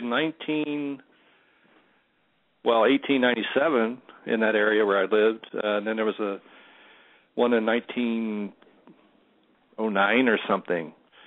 Okay. This strange phenomenon where guys in weird craft land and they talk to people, and then there's one story Keel talks about where a reporter grabbed a piece of wreckage, took it home, and then a Japanese guy in U.S. military garb from World War I, this was after World War I, came to the door and asked for the material. And you don't know real people or not. I guess they're real people. It's possible that people are seeing people at their door and the person isn't there. I suppose that's possible.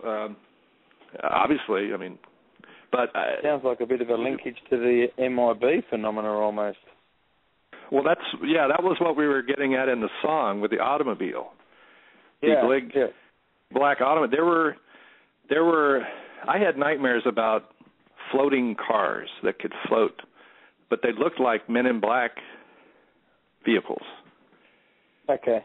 And there's a lot of strange stories with these vehicles, as you probably know, including ones where a UFO has dropped off vehicles. 20 cars drive out of the UFO. People see it. Cars drive off, come back later, or drop off occupants and come back without them. And people end up thinking that one guy on an Indian reservation thought that we were being invaded by, another race. So that's obviously why we have these theories about government collusion, because people are concerned that we are being taken over maybe by this race. Yeah, well, that's what you end up left thinking when you realise that the government obviously knows a lot more than what they're letting on. I mean, even in relation, even if you just look at Roswell, that's obvious. So obviously there's something going on there, and then I mean, if you even look then at the Marilyn Monroe conspiracy, that on its own. There's going to be a story in. I'm doing the next Keel book called "Searching for the String," and there's a story in there about a bunch of women that were pregnant. Yeah. And were being forced by men in black, who called themselves spacemen or something, to have babies all at once, and then to take the babies. And John Keel actually was on the phone while all this was happening and was helping the men in black deliver the babies of these 4 women who were all there together having their babies at the same time. Supposedly the gestation period was only 6 weeks. Oh. So this is your alien hybrid story and the test tubes and all that. That's coming from 1960. That's how early we had the gray lore, really, and the abductions and everything. But what happened there was that this lady, one of the ladies he had been following all of them, he knew all of the ladies too, and they didn't know each other. That's the weird thing. They were all silent contactees that he knew of, and they're suddenly all having babies. And he says that there were real babies, and that he tracked the babies for a while, and they all had seemed to have unusual, maybe, psychic abilities and stuff. And it's so very strange because it doesn't sound possible to have babies in 6 weeks. And you don't know if that's an involved hallucination but he's saying, that there were these real babies. Now, was someone playing an elaborate hoax on John Keel? Maybe. Well, unless they've been... Why, though? Why? Well, unless they've been alien engineered to grow quicker than what our babies do here. But he seemed to think that it was staged for him to make him believe in the ETs. That was his opinion at the time. So, and I guess it would have been possible to do that. So, yeah, I mean, you've got to wonder what the overall agenda in it all is, though. What, don't you? If it was staged, why? Oh, just to propagate the ET belief. Okay. To get John Keel to believe in it. Oh, okay. So it was to divert away from the government conspiracy theory. Yeah, because early on, ufology, everyone kind of understood or felt that these were probably Nazi saucers in the late 40s, but then the government studied it in 47. They did a 5-year study, and it seems like what they realized was, maybe there's a few Nazi saucers, but most of these events are psychic or hallucinatory or something, or it's that trickster phenomenon. I'm not writing any of it off. I'm just... there's an ethereal quality to the cases, the real cases that really are unexplainable. So you really don't know what to call it, but it's somewhat temporary or semi-hallucinatory or transmogrifying or something, and something happens, but then it's gone. But Keel thought the government figured that out and just sort of figured we can't really tell people that it's too involved; they won't understand it. So let's just say they don't really exist. And, of course, they wouldn't want to reveal that they knew about any Nazi saucers, right? Because that would be not very smart intelligence-wise, so they couldn't say anything about the real saucers. And they felt like trying to explain the natural saucers or hallucinations, whatever they are, would be even harder to explain. So they just decided to write it all off. Yeah. I think we have I think there's real nuts and bolts saucers out there. There's real nuts and bolts saucers, and there's a lot of them that are somewhat hallucinatory. Right. I've seen one of these. I have seen one of these weird lights. Okay. And I can tell you that it is bizarre.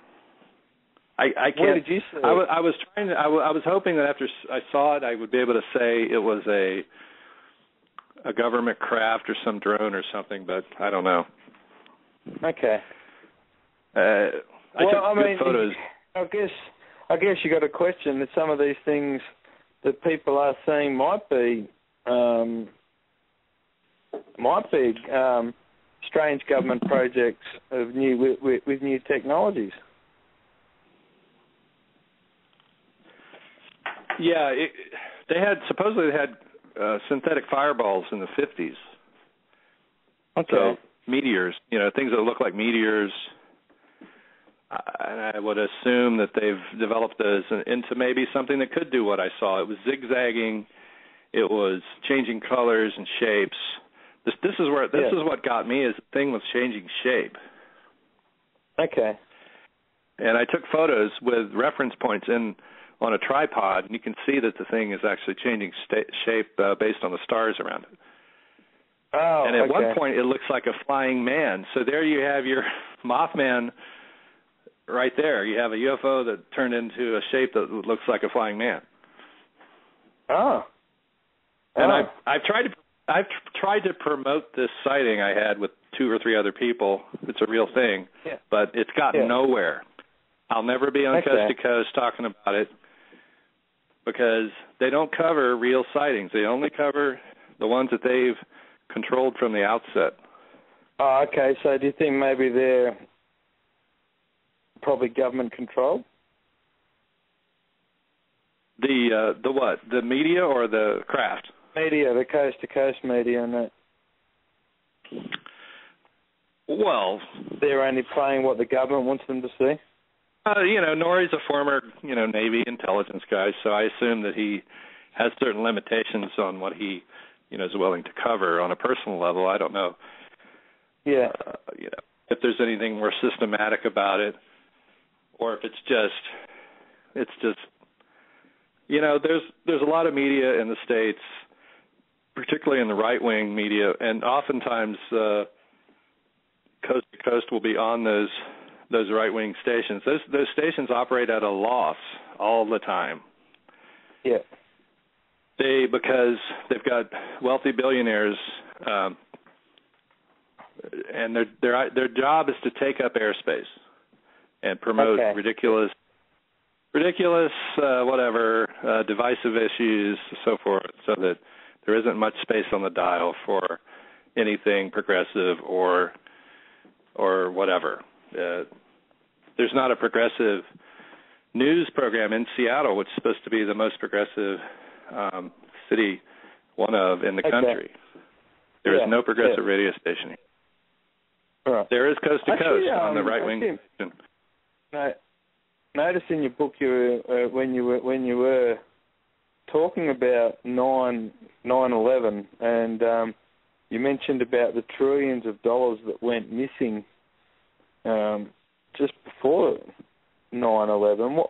What's your theory on where that money went? That's a good question. That was $3 trillion, I think, or it was 2.3, and then it was priced. Donald Rumsfeld announced it the day before. I don't know. Where did it go? Let's see the time period. That would have been, I don't remember the time period that it covered. Were they saying that it was missing from the beginning of the Pentagon? I don't know if that was a buildup of money or, over time. They could have been siphoned off for any number of things, underground bases. Somebody's got to be paying for all these. They've got these huge tunneling machines, that can build a underground city in pretty quick time. Yeah. Some people think the moon landing didn't really happen, and they were siphoning money off of that for Star Wars type stuff. Yeah. I think we might have a caller here. Someone's just called in. I'll see if they've got a question here. Area code 720. Do you have a question for Andy? No, he doesn't. He ran away. I think it might be the same person that actually called in earlier. Doesn't matter. I want to jump back quickly just to all the aliens and even Bigfoot and all that kind of stuff. I've even heard theories, and I think you touch on it a bit yourself, about the possibility of them all being interdimensional creatures. Yeah. John Keel kind of introduced all that, and it was sort of another way to. You know what it was? It was an improvement on the Hollow Earth theory, really. Okay. The Hollow Earth theory is pretty old, and then they attached it to UFOs probably I don't know exactly when, in the 30s. Okay. So it was basically just the opposite of saying they're from outer space. Well, no, they're from Earth, but Keel, there were people that believed they came from the Hollow Earth, but Keel just said, well, maybe they're just interdimensional because some of these things that people reported just couldn't have happened. There's no. If one family in New Jersey saw a UFO that was 3 miles wide, then their neighbors should have seen it. Somebody else in New York City would have seen it, but no. So it obviously was hallucinatory. It doesn't really mean we shouldn't figure out why people are seeing these things, because there are physical effects from them. They can shut down your car, electrical things, and Keel talks about what he thinks that was. It has something to do with stalling electrons. Okay. So some of these craft can just stall electrons, so phones, anything electrical just won't work. And it actually goes deeper than just electrical items, because he cites some cases where wooden things won't move. So it's something happening at a cellular level or something, or something deeper maybe than. It's very unusual, and it's a great mystery. He cites Bell's Witch. General Andrew Jackson had his wagon stalled by some unseen force. Yeah. On a haunted farm, a famous haunted farm. Bell's Witch. Yeah. Yeah, because that apparently had links with with apparently a very cavernous area too. So that Bell's Witch story has even been linked in with the Hollow Earth theory type stuff too. Oh, right. And wasn't that in Tennessee? Is that correct? Yeah. Tennessee's an interesting. The guy who was on before you was on talking about his alien abduction experiences. And I mean, there's a lot of linkage between alien abductions and government conspiracies as well. And I think that's quite a scary prospect. What was his name? Bret Oldham. Okay. Yeah. I'm wondering. I can't remember his story. What was the nature of his encounters? What was he experiencing? Oh well, his first encounter was when he was actually 6, and he talked about how they would always talk to him telepathically right from the very start and everything, and then he'd black out, and when he came back to, he was lying on like a table, and he talked about nasal implants and various scars on his body and stuff. He said some of the scars he's unsure what they are, even to this day. But he talked about semen extractions and all that kind of stuff. All that stuff was talked about in 1981 by Gray Barker in a book I'm putting out soon here. All the marks, the puncture wounds, all of that stuff was identified fairly how it's over 30 years ago. So I don't know, and people are still having these experiences, and we still don't really know what's behind it. I understand the telepathy thing because I used to have dreams that I was being telepathically communicated with, so I can see, at a young age, so I can see where that can happen. Yeah. And of course, my dreams, I have a lot of, I know that they're not really valid, evidence, but I dreamed about a lot of different things that I had no idea what they were, and no name for them, and no real, I'm not sure where I was getting them from, but then later they turn out to be things that happen that we're all talking about today, like Bigfoot and things, stick people, little people, men in black. I've been haunted by them all my life, and yet none of it was really tangible, nothing, other than other people saying they saw Mothman or they saw this or that. Very little to pin down. John Keel's work was what really sold me on the idea that there was something bigger going on, because I knew it was all very unusual, but I didn't really know. Even around the time that I did that Alien song that you just played, I had some awareness of the UFO phenomenon at that point, because I had read the Whitley Strieber stuff. I had not read the Gray Barker stuff that had come before. All right. But then I read I read Martin Cannon's Controllers, which has an MK Ultra angle on the UFO thing around that time.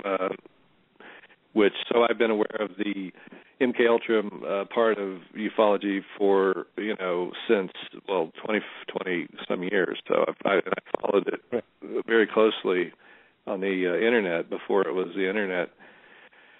Yeah. So I know a lot about the symptoms of abduction and the hypnotherapeutic issues involved, because I studied. I went and took the time to study hypnosis and really read all the great books, from the great Milton Erickson, the Michael Jackson of hypnosis.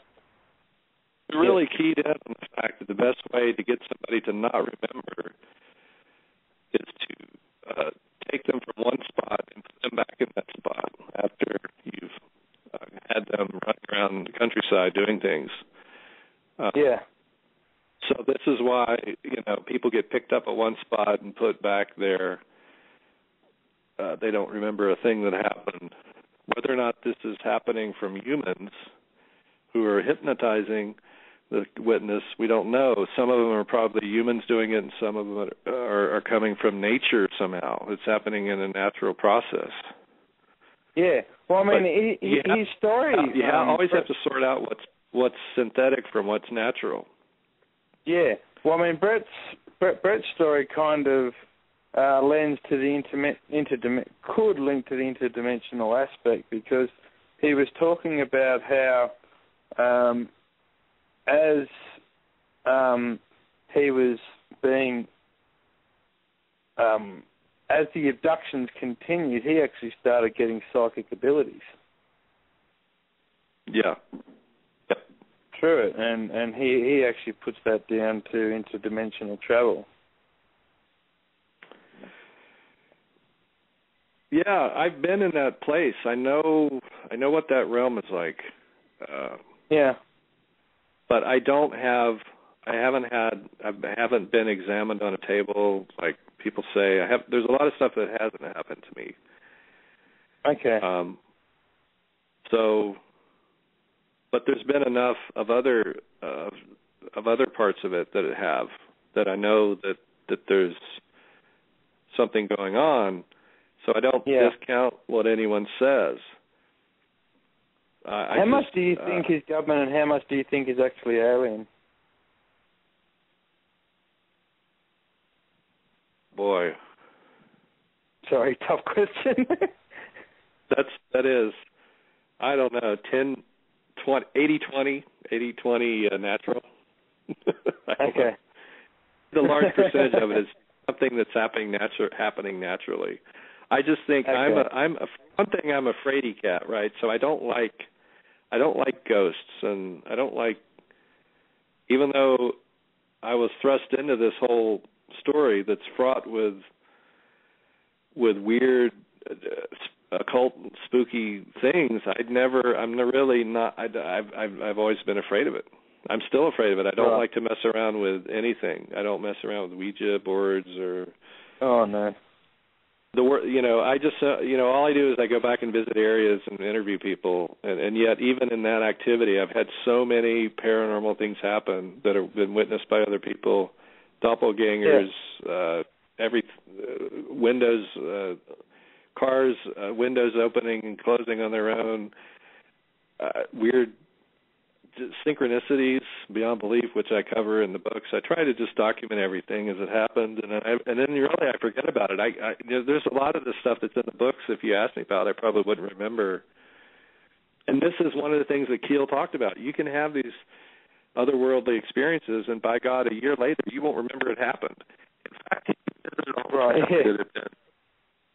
family had been, it was some ridiculous scenario they'd been put through. I mean, they'd all been abducted and this and that, and he comes back a year later, and they don't even remember who he is. Oh. Yes. Oh. So this is why, my books are just almost encyclopedic with just thing after thing after thing, because I felt like that was the most important contribution I could make, was just to document what happened in the 60s, and then what happened when I started doing this project. And after I met John Keel, a bunch of crazy stuff happened that was happening to all of us that had met John Keel. I mean, he supersized the phenomenon. And part of it, I think, was because the movie had come out and it was riding high in everyone's minds. Yeah. And it helped somehow cause this stuff to happen. There's definitely a cycle, and it's connected to the human mind, and God knows how it's coming about. It could have to do with where the planets are, or where we are in the galaxy. Yeah, we've got, zillions of rays coming through. It's all very feeding strange, us information from other parts of the universe. Photons, electrons, all the intelligence and information. I think I'm a bit of a Buddhist, and I sort of like that aspect of Buddhism. It talks about how we aren't really causing this stuff to happen. We're just there, and we're tied into it because we're all sharing the same reality, the same makeup, the same chemical makeup, and electrical makeup, and we're all linked. Our minds are linked, and we're hurtling through space, and we have no idea why we're here or what's going on. Yeah. Anything can happen, and it does. People are transported hundreds of miles, in 5 minutes, and they don't know how they got there. Who knows what's going on? Yeah, well, I think we can question that a lot over time. I'm not 100% sure we'll ever come up with any answers, but I think our biggest answers are probably going to come from government if we can find out where the government are involved in all this. But then the question is on the question on that is. Sorry, go on. Well, part of it's personal too, and because what are you going to get from the government? You're going to get like something that's corporate or watered down or who knows what. I mean, there's a personal. Everyone has. If you're having this stuff happen, you have to dig through it. You have to pound your way through it and figure out why. What's for yourself? What you think it is? Because I'm just assuming that reality is a hologram and just about anything can happen. I do, but I've seen magical things happen. I know. I've just seen too much to know that it. Do you mean like a Matrix effect? Yeah, I mean, I don't know how I got this. Maybe from my experience. Maybe from my experiences with Mothman or something. But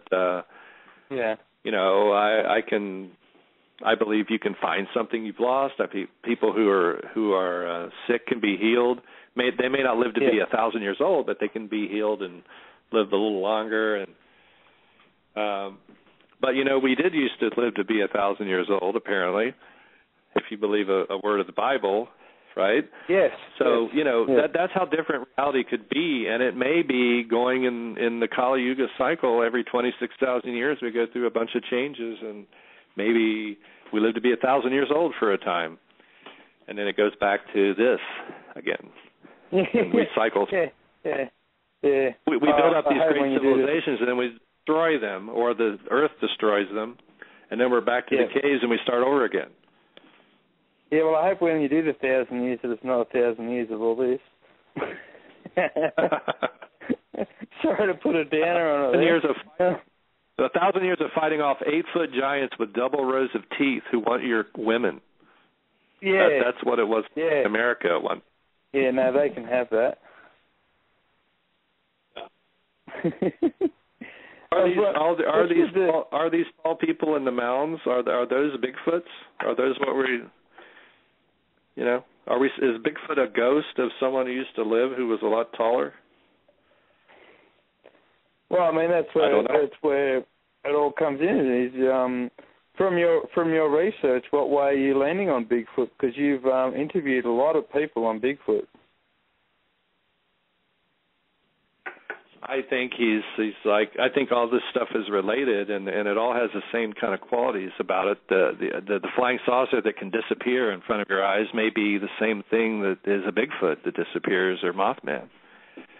Yeah. It here as an organic form or a metallic form.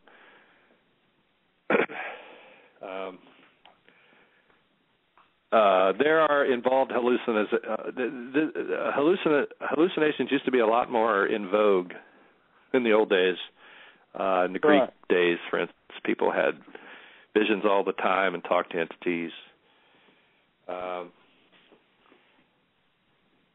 So they apparently can be very involved and seem very physical. There was one story about a patient who was being studied. Who saw a car turn into a Mothman and fly away. Oh. This car didn't really turn into Mothman, or did it? I don't know. Maybe Mothman could turn into a car. But yeah. But the UFOs there is a mental hospital there. What's that? I said, I was just thinking that story probably leads to more questions than answers. Yeah. Well, the UFOs seem to be contacting the people who worked at mental hospitals, not the patients. Yeah.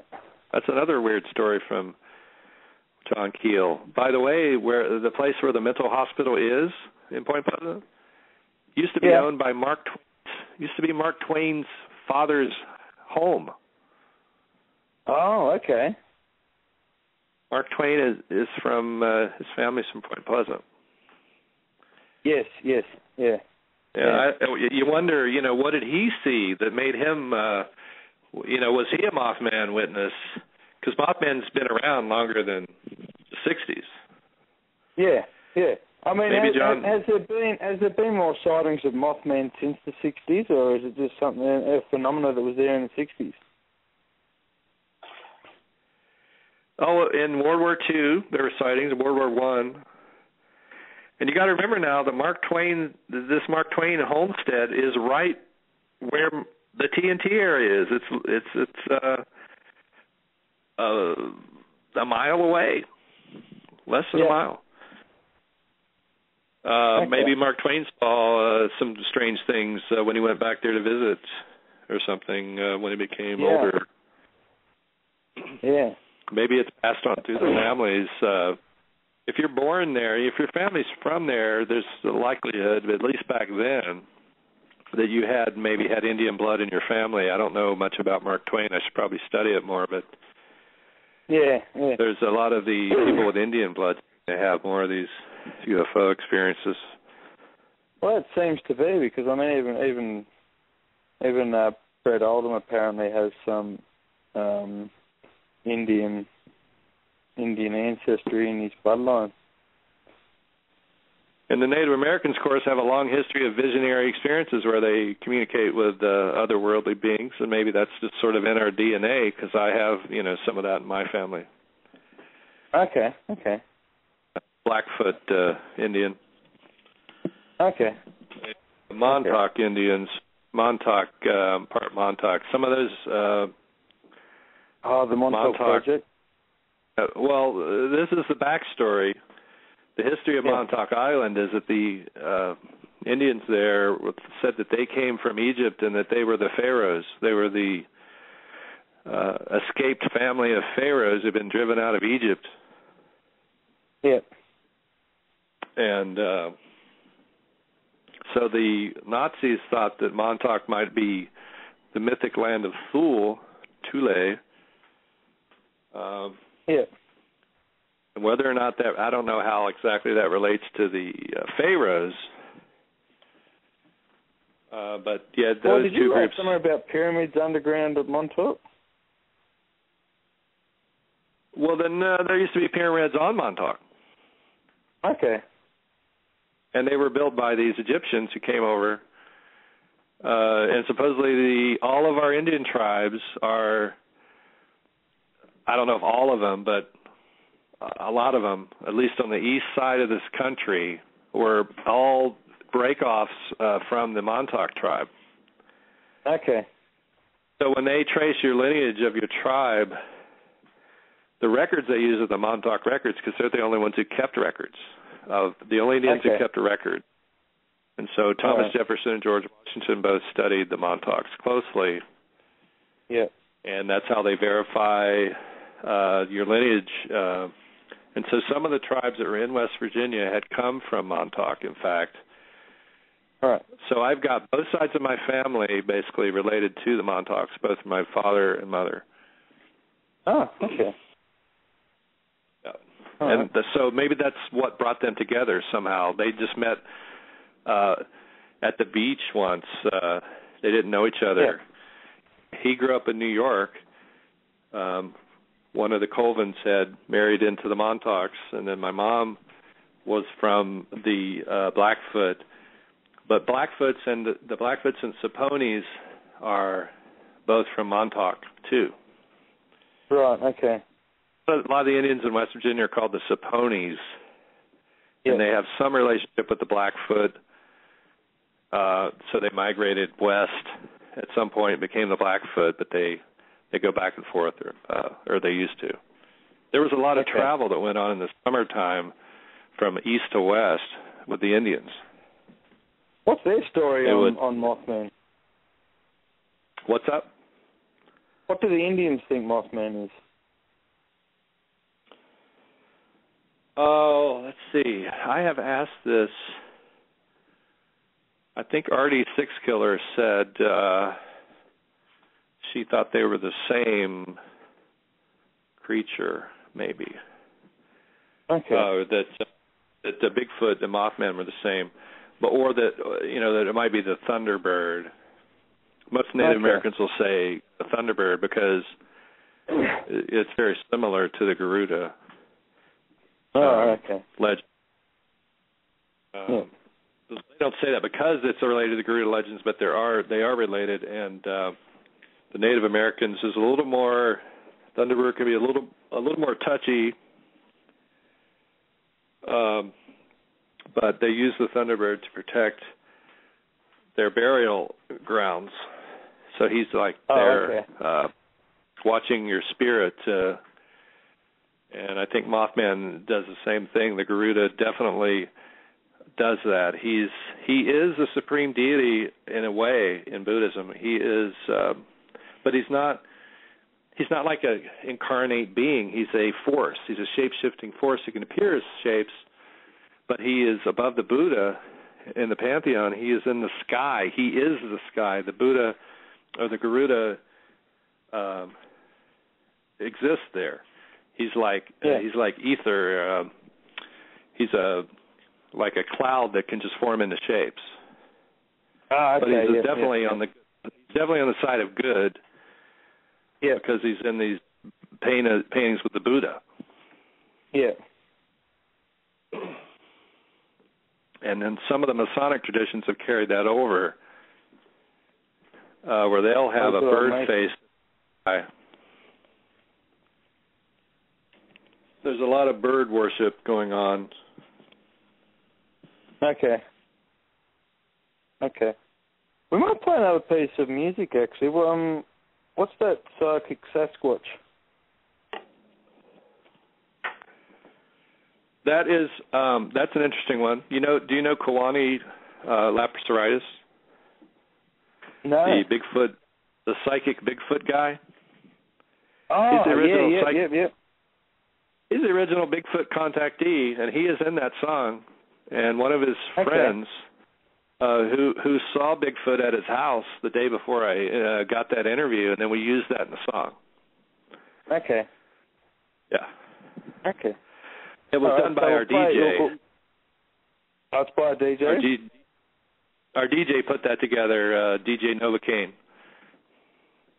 He's a Seattle hip-hop guy. Oh, cool. It's kind of a dry.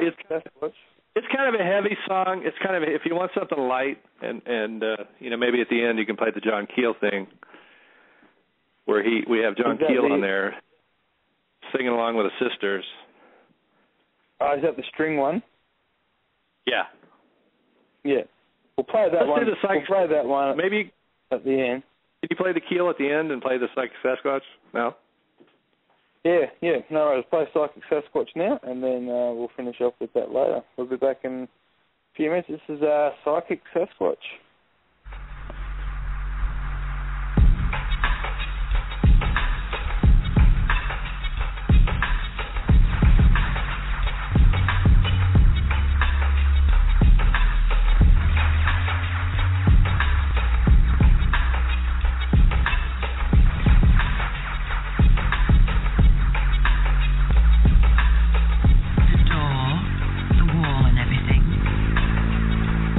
Anymore.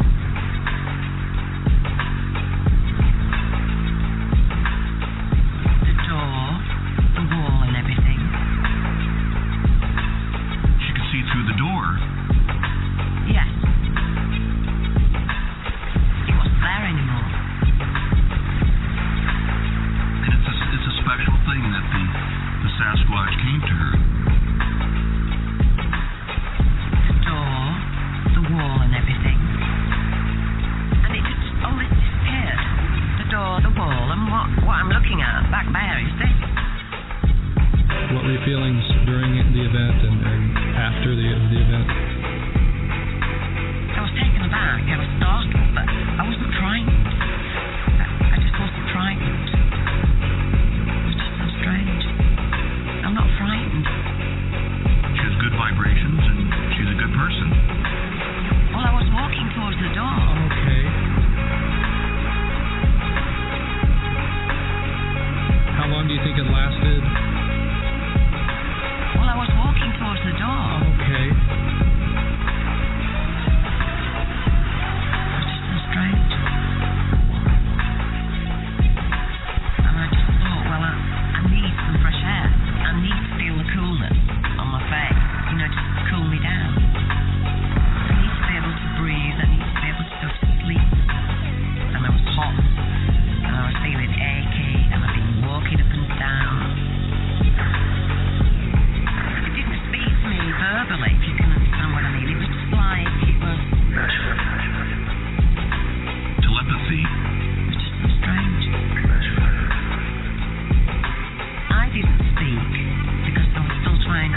come to terms with what had happened and what, if it was possible for something like this to happen. Different kinds of telepathy, visual telepathy, verbal telepathy, and feeling telepathy. She experienced the feeling telepathy and the visual. Yes. That's strange, but I know I wasn't frightened. I wasn't frightened at all.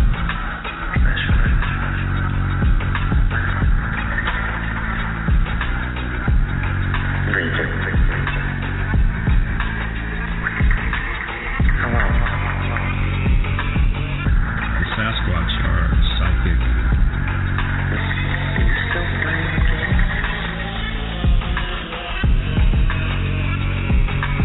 She has good vibrations and she's a good person.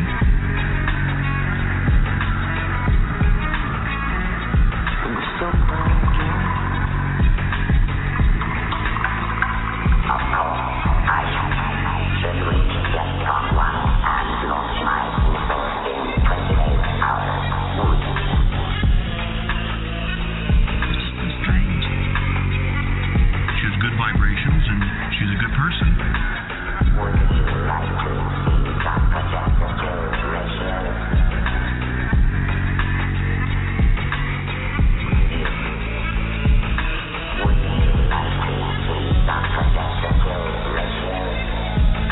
Sasquatch will psychically or telepathically contact you.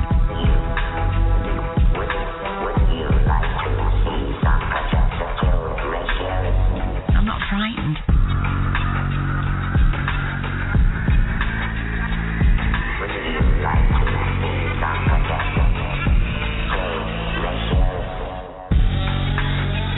She experienced the feeling telepathy and the visual.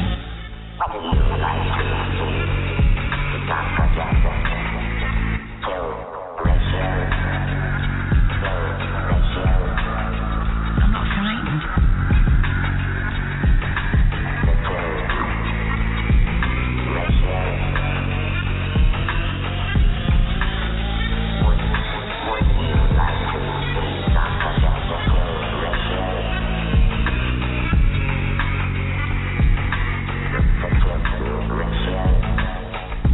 It's just so strange.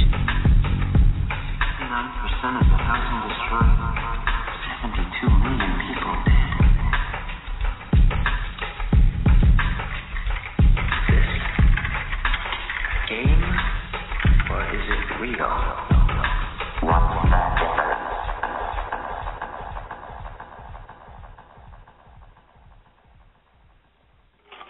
All right, we're back. That's a very interesting piece, Andy. Well, thank you. That's a very interesting piece. We try to mix it up. Yeah.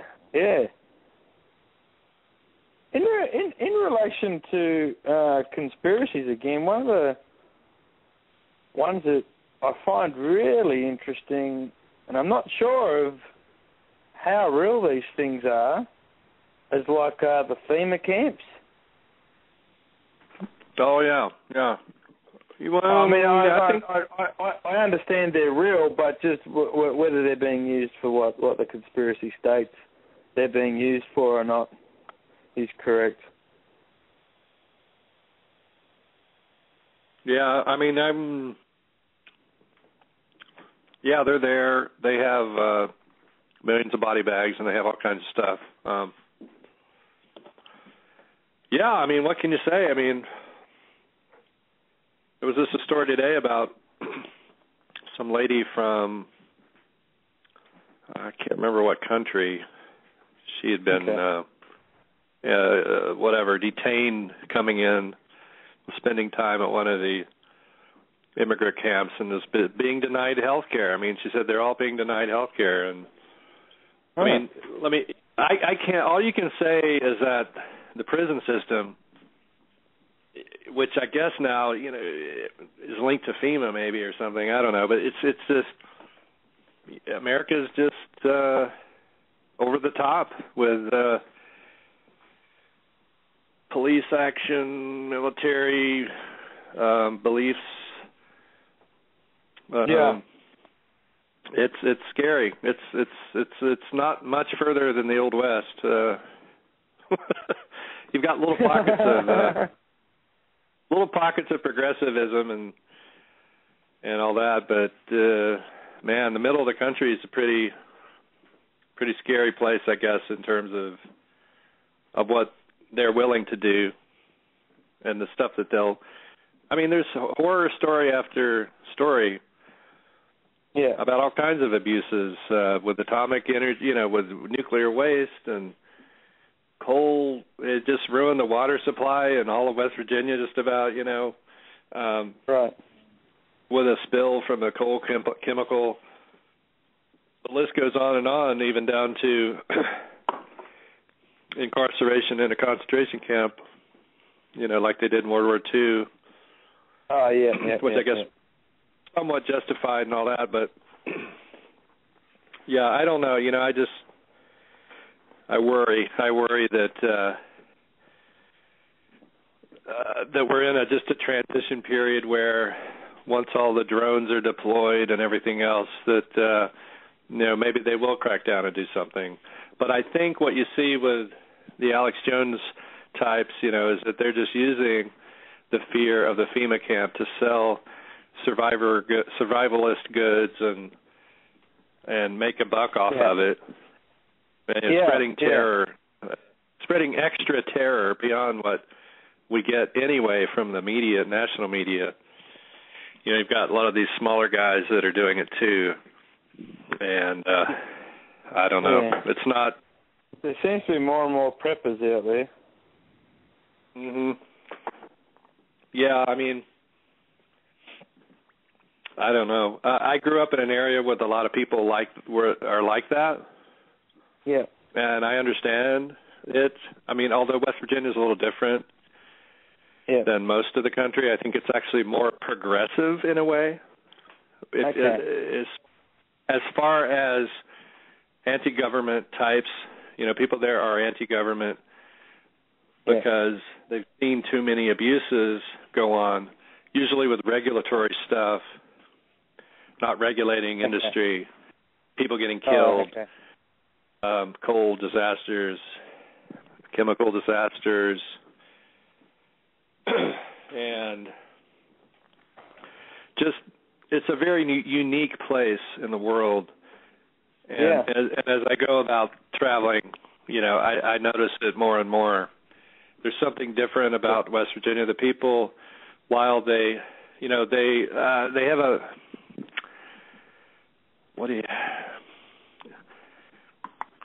there's a humbleness and a willingness to talk to other people. There's a you're never a stranger there. People always notice you and always want to know what you're up to. And maybe it's kind of like England, maybe in that way.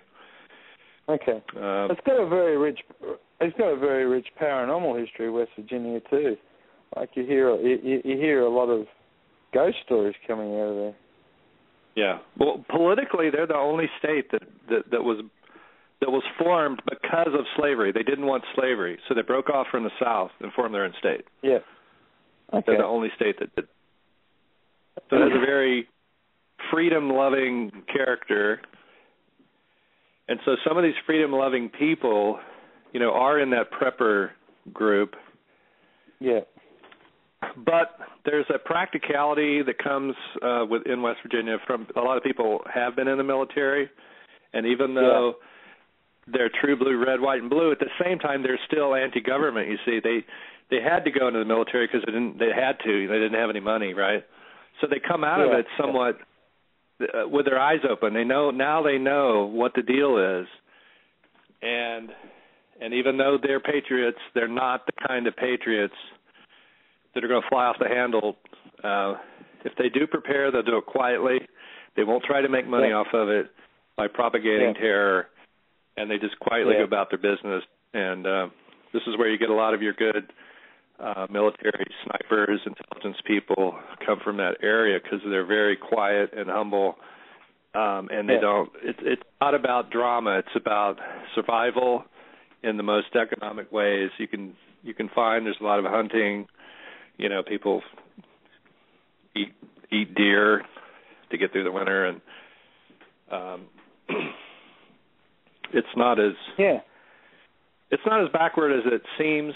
It's just they've kept some of the good things about the old ways of looking at life that are about the family and about community, and any big entity that wants to come in and do something has to either pay them off or cajole them or something, which a lot of the companies do. They pay good wages for you to work around the dangerous mines or chemicals or whatever. Yeah. But you have to fight for that, and so that was the backstory to Mothman. Was there was a lot of union fight, the corporate, the people were rising up in the 60s over some of these conditions where they started to drop wages in the post-war. Yeah, that was pretty much the story. Is that in the 50s we had won the war, a lot of money was coming in. Everybody was getting paid a lot. In the 60s, they started moving a lot of the industries in West Virginia to China or wherever. And so everybody was out of work. And so Mothman kind of came in at that crisis point. And maybe, I don't know. I think they were killing people. I think the companies were hiring men in black to kill people. That's a very likely possibility. People that were fighting for their higher wages or safety or whatever. I don't think that's endemic to the people of West Virginia. I think that's an imported idea from New York, because a lot of the companies that own these mines are from New York, or even from England. There's several British companies. Yeah, it's an old story of a land where that's rich, and because it's rich in certain ways, it's also being exploited, and the people have to. Sometimes I think these archetypes show up because the people need them in some way. Well, that was a theory I had on a while ago, actually, on the show. I'm just trying to remember the name. Oh, that's bad, but anyway. I had the theory that a lot of the alien stuff from the 60s and that was actually a form of a protest movement. A lot of the people that were doing Go ahead. Yeah, no, as in the aliens are coming to tell us how we can improve our society and that sort of thing. So that's right. It was Aaron Gullius actually came on and was talking about that. The UFOs. The UFO nuts were anti-nuclear. Yeah, and it was a method of a protest movement, which I thought was very interesting theory, but it kind of didn't account for the abduction type things, because there was no real message in an abduction scenario. Well, Keel said that I think it was Keel. He said that he thought it was because they wanted there to be a nuclear. Somebody in government wanted there to be a nuclear. It was a lot of people in government wanted anti-nuclear in the sense that they wanted the Russians to stop. That they wanted to make an agreement with the Russians to stop proliferation to other countries. And so the UFO thing helped that. It spread the idea that we should be anti-nuclear, but which from the people was honest. We all don't want, crappy radiation everywhere, right? So that was an honest thing. And a lot of the ufologists were honestly anti-nuclear for the right reasons and everything, and they were bohemians and progressive. But from the elite point of view, the ET thing served its purpose there by salting the field with men in black or spacemen who said anti-nuclear things in order to get this deal going with the Russians to convince. Yeah. It wasn't really from the government point of view. It wasn't about cleaning up nuclear radiation or stopping the production of bombs. It was about keeping other countries keeping the Russians from selling it to other countries, pretty much. Yeah. Yeah.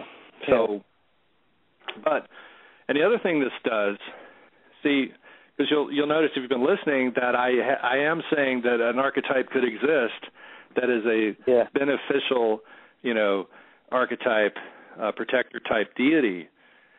Yeah. And what they did with the spacemen was the exact. I mean, they took that idea, which I think is a real possibility in life, and they made one up. They made the Space Brothers, so that they can control that particular meme.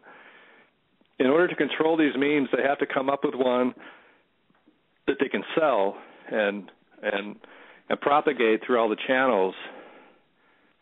Because, again, we don't have any real channels for real research at a national level, so the only one is controlled, so they can just dump in any kind of twist on the story to get you off of the whatever reality, whatever real thing there is there to find out about. Yeah. So there's always copycat. I call that copycatting. There's copycatting, and it's like elite copycatting, where they create a straw man issue, so to speak, and propagate that everywhere, and it basically wastes everyone's time. Yeah. And the dialogue is controlled by simply filling the airwaves with stuff that's not really consequential. Yeah. All right, Andy, we're sort of coming to an end now. Would you like to just tell everybody where they can get a hold of you, where they can get your books, and anything else you'd like to let everybody know? Oh, the books are all on Amazon. Look under Andrew Colvin, Colvin, not Andy. Yep. Yeah. Now, on Amazon, we also have some of our music. Band's called Interdimensional Vortex League. We have 9 albums out. We've got a bunch more old ones that haven't been reissued on CD.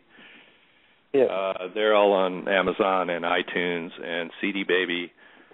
And if you want to find me, the easiest way is to go to Mothy Talk on Facebook, MOTHY Talk, and ask to sign up, and then I'll friend you, and we'll let you in there, and you can tussle around with some of our Mothy experts in various fields.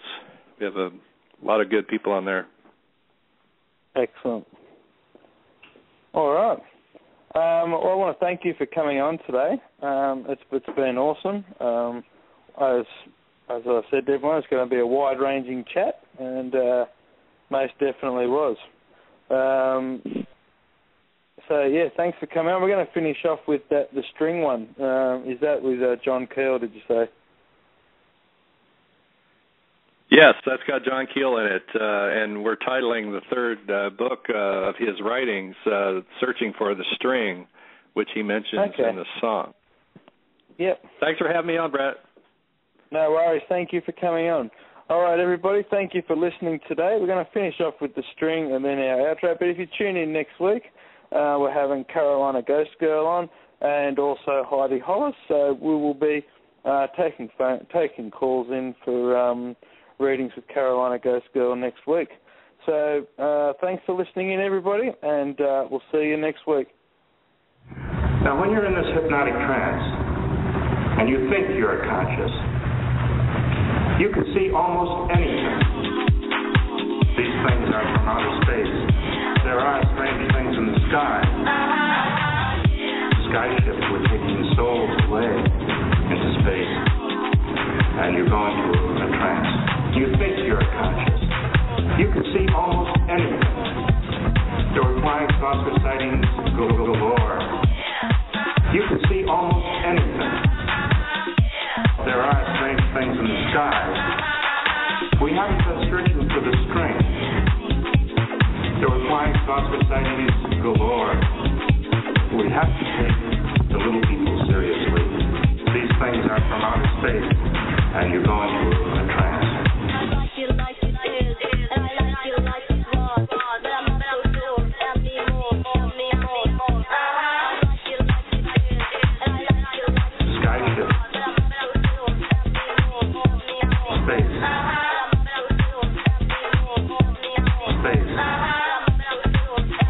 and you go into a trance.